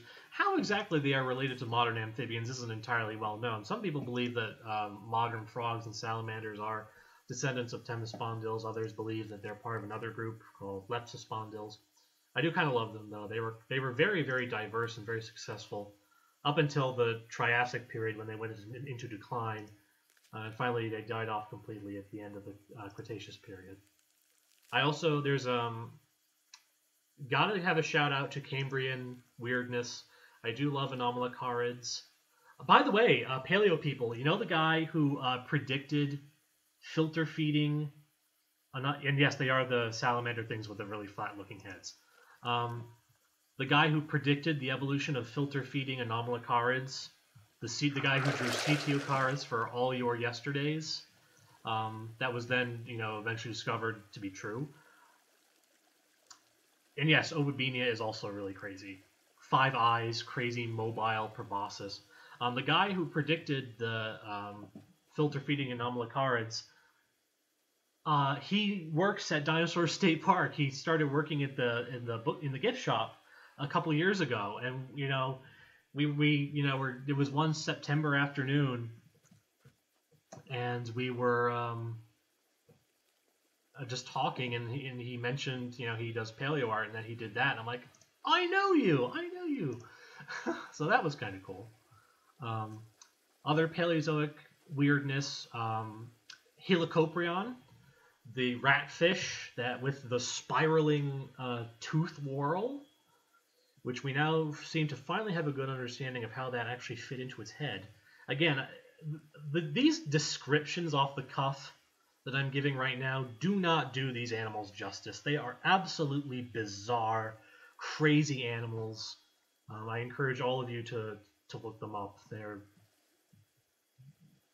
These are animals that even I, after having spent my entire life, literally 25 years, steeped in prehistory and dinosaurs and prehistoric animals and all this good stuff, even I look at these animals and have to actively remind myself that these are real animals that actually lived on this planet. They are not crazy, made-up fabrications made by artists with too much time on their hands.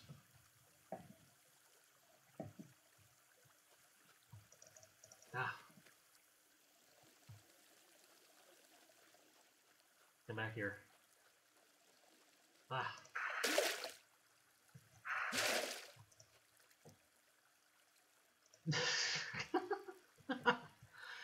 I don't know. Is your mom a?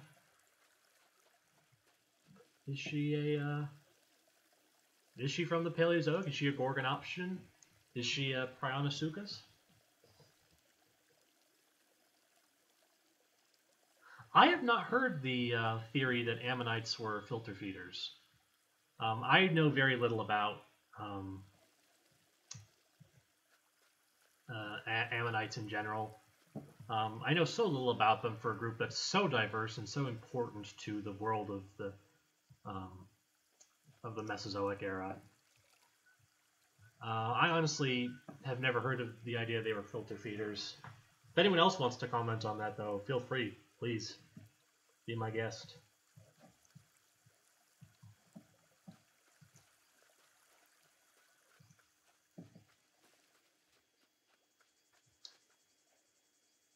Okay, so at least some ammonoids are probably filter feeders. It's a very diverse group. Hugely diverse. I mean, we're talking animals that can range in size from, smaller than your pinky nail to, being, over, like 10 feet in diameter. Oh, I did not know that they didn't have beaks. Whoa.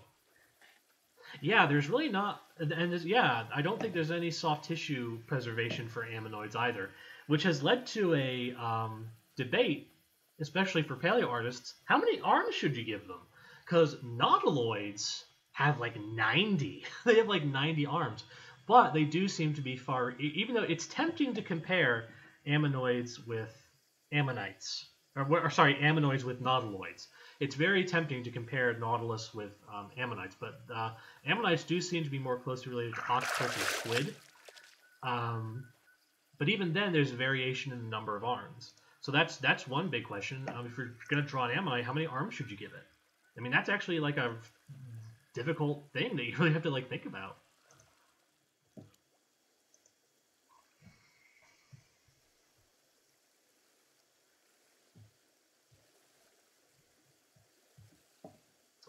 Looks like there's a couple Paleosanima over here.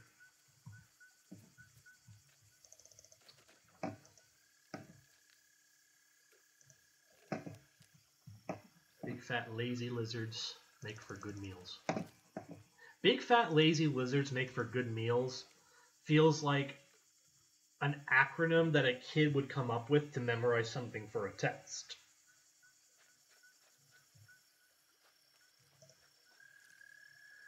Is there a general consensus for how many arms they should have? Again, not an ammonoid expert, so take what I say with a grain of salt.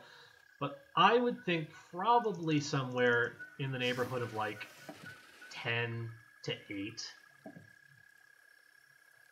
Like, I don't think they would be like nautiloids where they would have like 90. Darn it. Darn it.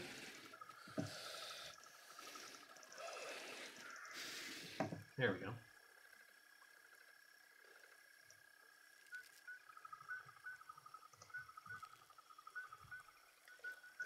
Oh, there's a Packy coming my way. Let's try another pounce. Let's try another Raptor prey restraint. See if... oh, no. Darn it. There's another one. Oh, darn it. I didn't get enough forward momentum there. So I'm just going to have to kill it the old-fashioned way. Slowly. By tearing at its flanks. Whoa, T-Rex!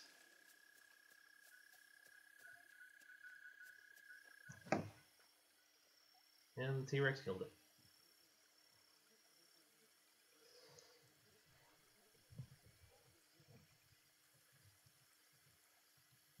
Let's see if we get lucky like we did last time. If the T-Rex will leave any food behind for us.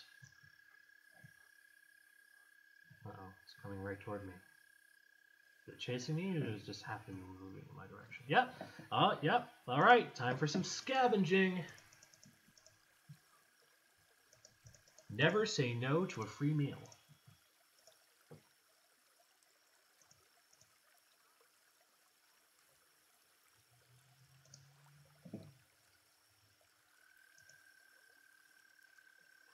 I wouldn't say they aren't relevant. I mean, one thing that scientists have really started to sort of learn over the past, like, 30 years is just how important it is to study prehistory as it relates to the modern day. Like, you really can't understand either prehistoric animals or modern animals without understanding the other. Like, you really, like, a lot of the worst hypotheses that were proposed for prehistoric animals come from a lack of understanding about living animals. So, for example, the hypothesis of skim-feeding pterosaurs, the idea that flying reptiles like pteranodon would feed by flying low over the ocean, dipping their beaks, or their lower beaks, into the water, and then skimming the surface of the water to catch fish. Horrible hypothesis. There are literally only 3 bird species today that do that, and they have some very crazy adaptations that allow them to do that. Pterosaurs are noticeably lacking in all those specializations. That was never a good idea. And if they had understood living skim feeders a bit more, they might have avoided making that hypothesis. Whoa!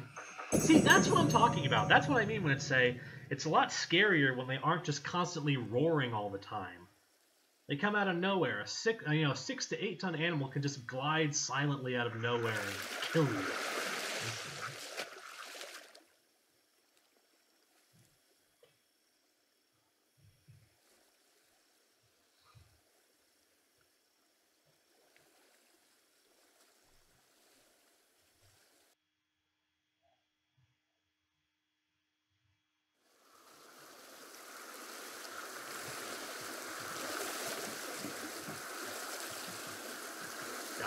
Oh, look at... Oh my god, I'm Raptor Jesus! Oh my god, did you see that?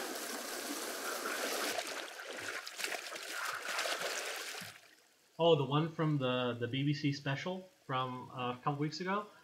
It was pretty good. I'm not gonna lie, the CG model was a little ugly. Admittedly, though, the specimen they were using was also kind of ugly. Its teeth were kind of misshapen for a Tyrannosaurus. At least the T-Rexes that I'm used to looking at. But having said that, no, it was a perfectly valid reconstruction. perfectly parsimonious in keeping with what we know about T-Rex. It was okay.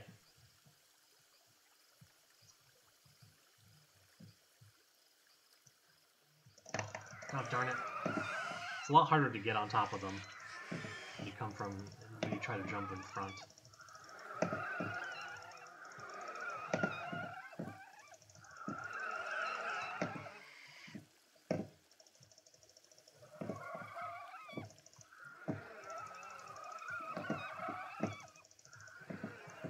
Come on.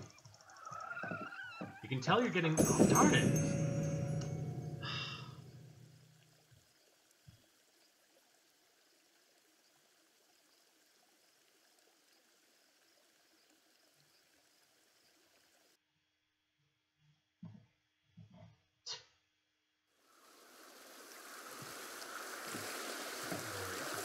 I know that. Oh God! Look at me going again.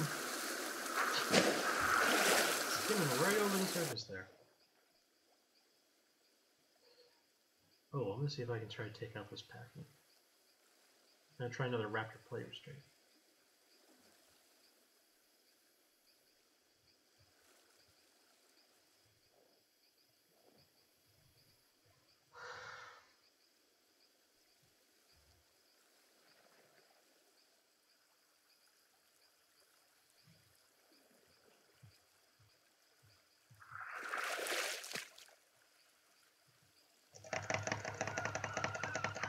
Darn it.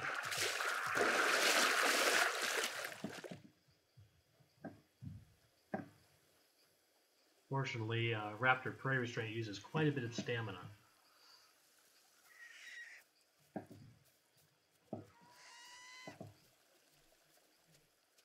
Oh shoot, T-Rex. I think that's that same T-Rex from before.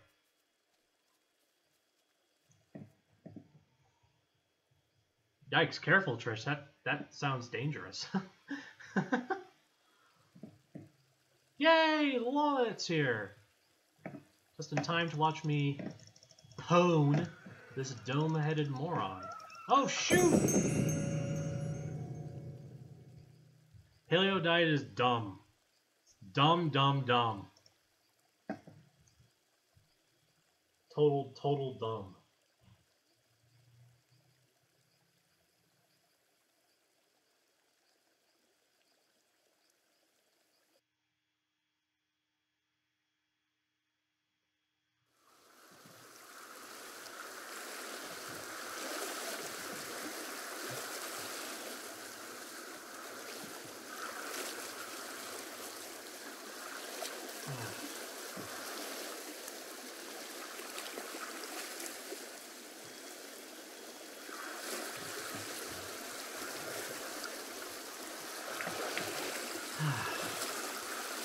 Plan my next move carefully because I keep dying.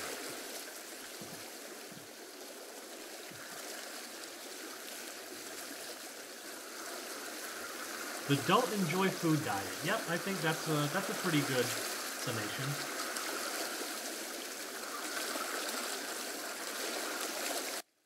Yep, very accurate, Trish.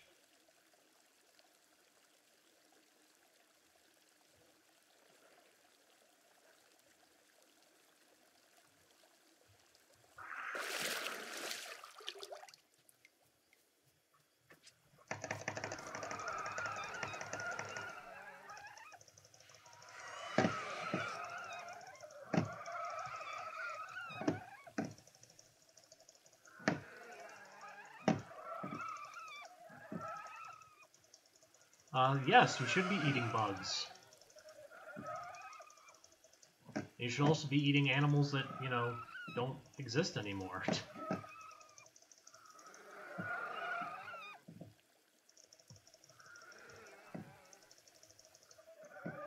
Ha. I did the paleo diet, now I wish I hadn't.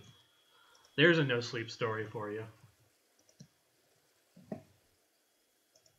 A no-sleep story is any story that has the phrase, now I wish I hadn't, after it. Just stick that phrase in front of any, like, active sentence. I was digging for brachiopods in this riverbed. Now I wish I hadn't.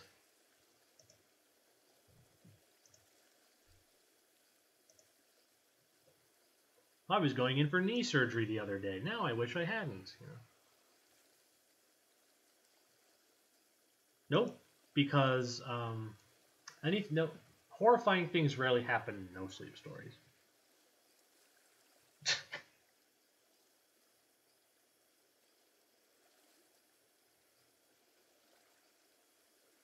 As if you needed any other proof that the mods weren't egomaniacal know-nothings. I was digging for brachiopods. It kind of was. That kind of was the story of what was it called? I forget what the name of the story was. But it wasn't I was digging for brachiopods. It was those students from the University of Maryland were digging for brachiopods, and now I bet they wish they hadn't. Cuckbait. Oh my god.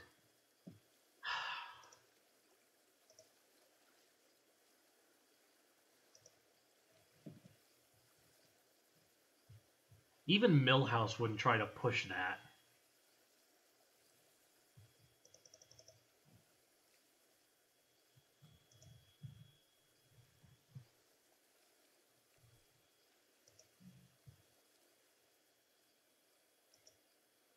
Clickbait shouldn't have a future. That's the whole point. I want it to die.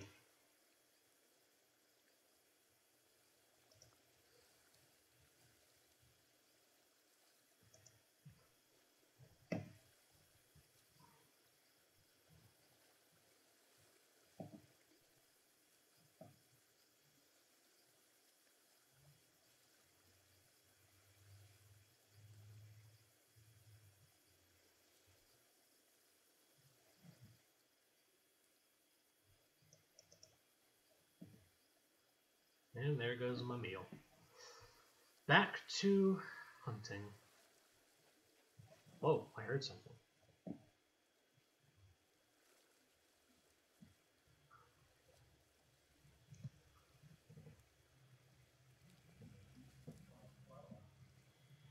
Except you're wrong, because dinosaurs aren't extinct. Ha! Your argument is invalid.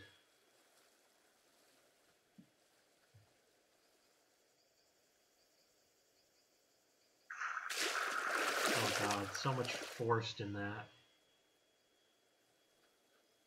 Yes, for those of you outside the UCA circle, turkey vultures are one of our forced memes. They're funny because they're not funny at all. They're turkey vultures.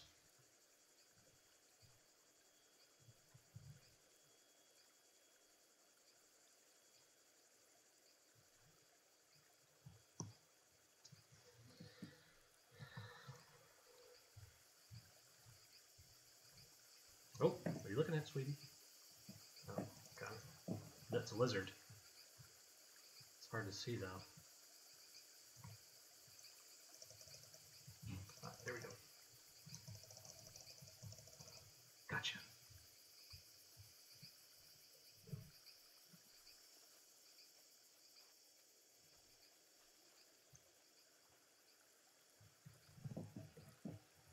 By the way, did you guys know that the very first story I ever posted to Too Spooky is all about turkey vultures? I am not kidding.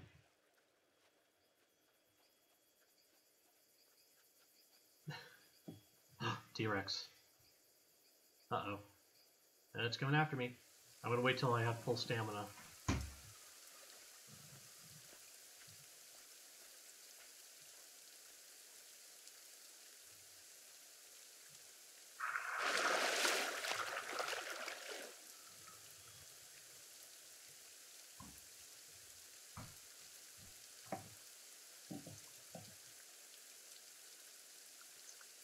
Oh my god, the T-Rex is still after me.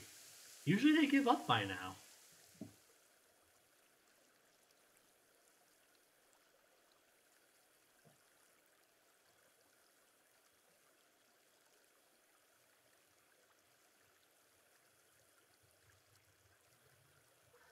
I do think the map right now is kind of small, and they might fix that as they go on. I'm not sure, to be honest. But also remember, I'm being very conservative in where I go. So, take that into consideration as well.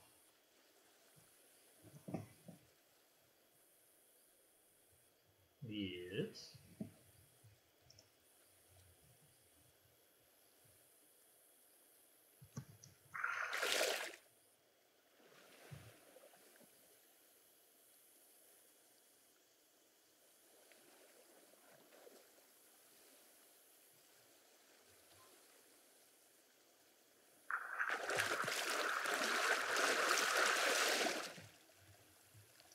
Let's go through the redwood forest.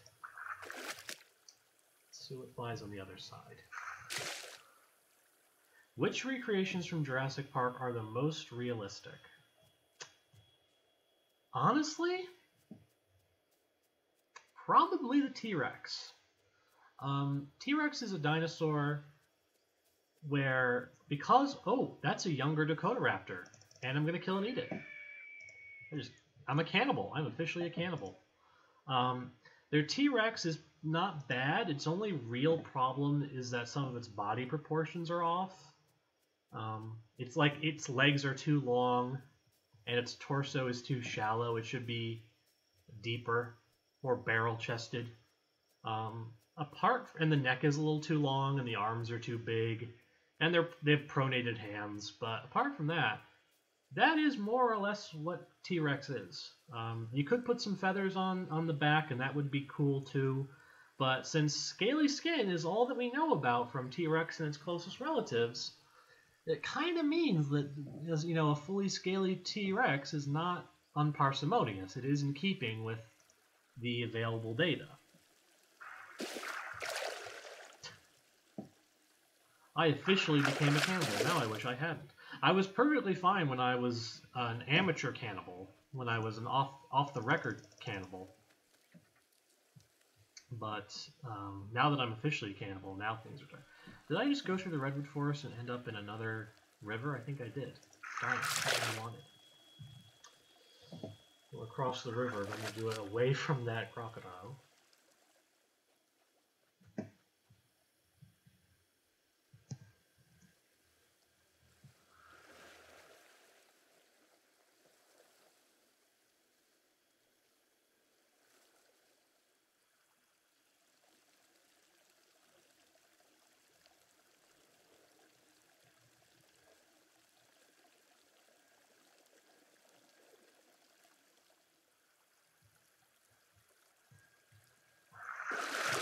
Aren't the real cannibals the friends we ate along the way?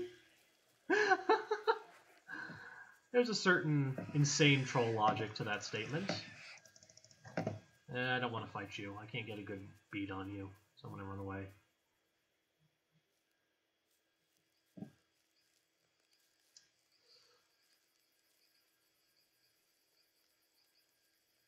I have a feeling this is going to be toward the edge of the map, though. Or maybe not.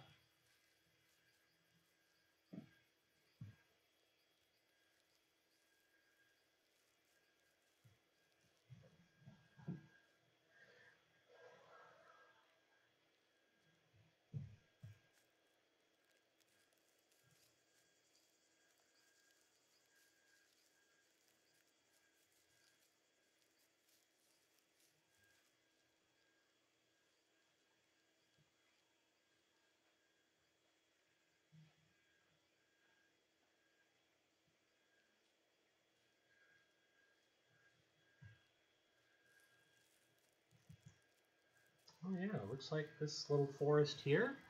Interesting little forested area here. It's not the redwood forest, it's a different forest.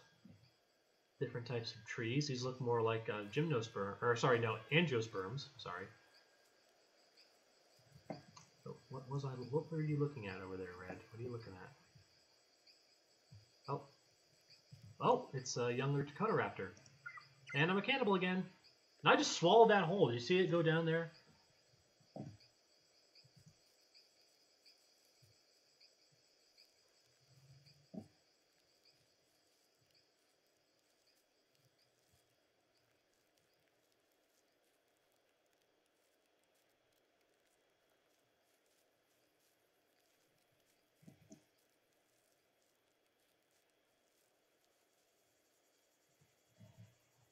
Yeah, so we are going pretty far into territory that we have not yet explored in this game, which is good. Nice to get something a little different.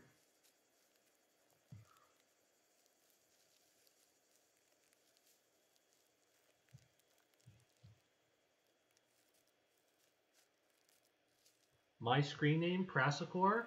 Prasokour is supposedly the ancient Greek word for creature, according to multiple online sources. And I'm entirely prepared for that to be wrong, but I thought it sounds kind of cool, and it may or may not mean the thing that I'm most interested in. So that seems like a fitting moniker, and as far as I know, it's not a name that anybody else is using.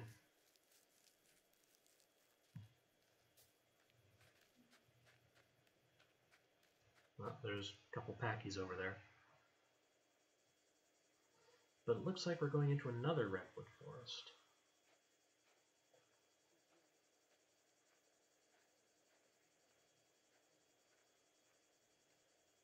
Either that or I got turned around, which is also possible.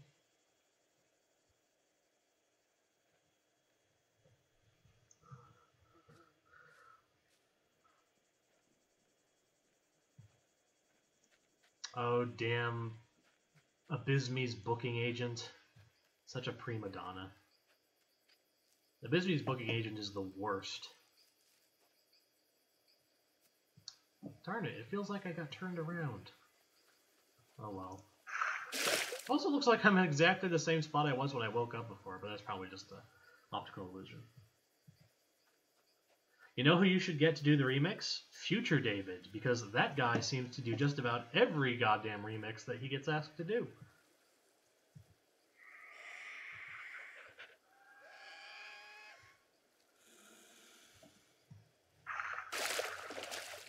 Oh well, getting late in the day, so I'll just go to sleep now.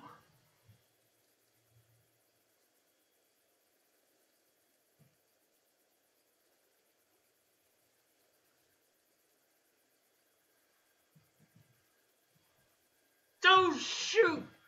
Morning, T-Rex!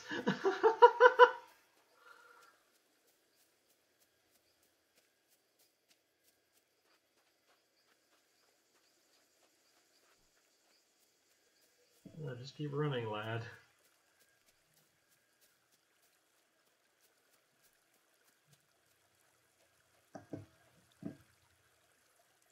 Oh my god, is it still chasing me? Okay, no, it's given up.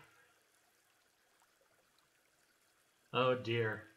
Well, he'll have to let us know when he finishes that. I'd be very interested to see what that looks like.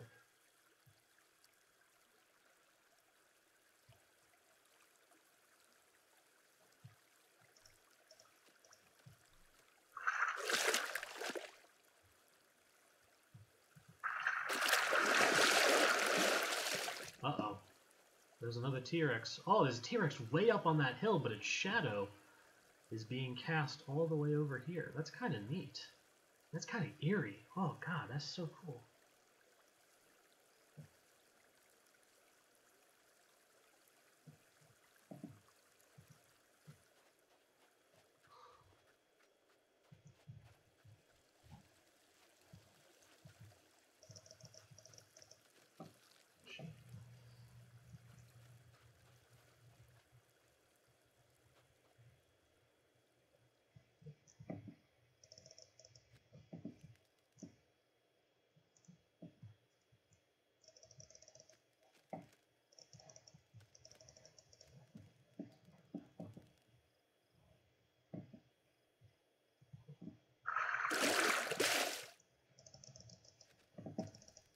Gotcha.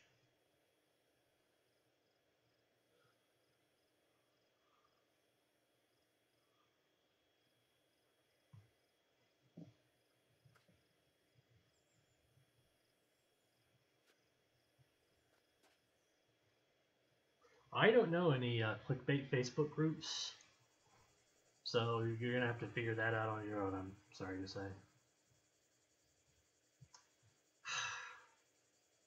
And they're both stuck against a tree.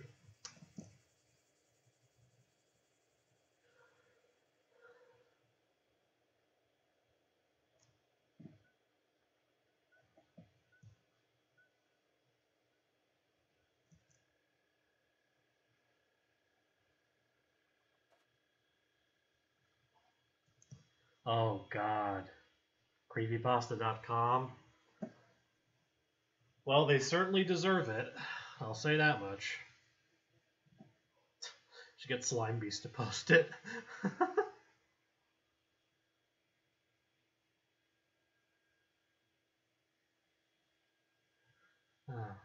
All right, guys. It's been 2 hours. I think that's a good amount of time for a stream. I'd like to thank everybody who turned out today. Now, again, part of the reason I'm doing this stream is because I'm hoping to raise some money for a new tablet pen.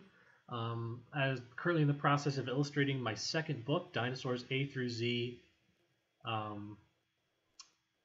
Dinosaur Oddities, and with a broken tablet pen, that's kind of very frustrating. So I have my PayPal in the description, pmraptor98@cox.net. If you would like to make a donation, I'm not asking for much. You know, if you asked a question and got a really, really long answer, you know, I think maybe $5 would be fine. But also, you know, you don't have to donate. You're under no obligation to do that, of course. But thank you all for stopping by. I hope you guys had fun. Hope you guys might have learned something. In March, yeah, I mean, you can give it to me whenever you want. You can give it to me in 50 years if that works for you. Good night, Jethro. Glad you're able to turn out. That's why I wanted to do 2 streams, because I know I'm juggling different time zones. So again, if you'd like to donate a little something, that would be very much appreciated, but you certainly don't have to. I'm not going to sit here and pretend like I would not gleefully answer all of your questions for free and not love it the whole time while playing a very, very cool game.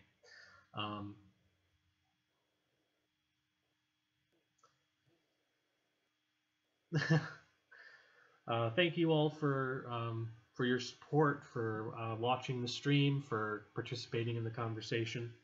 And if you want to do this again sometime, let me know. I might hold off on streaming again until the game updates again, just so that there's something just something new to new to check out, so it's not too repetitive. Because even though I love this game, let's face it, eating lizards and birds for 2 hours can kind of get a little repetitive. So yeah, hopefully there'll be something new to check out. Hopefully soon. You can always follow the Saurian devlogs. You can find them on Twitter at Saurian Game. I have them tagged on my Twitter profile if you want to find them. So yeah, again, goodbye and good night to you all. Have a wonderful rest of your day, or a wonderful tomorrow, depending on where or when this is. And I hope to see you all again fairly soon. All right.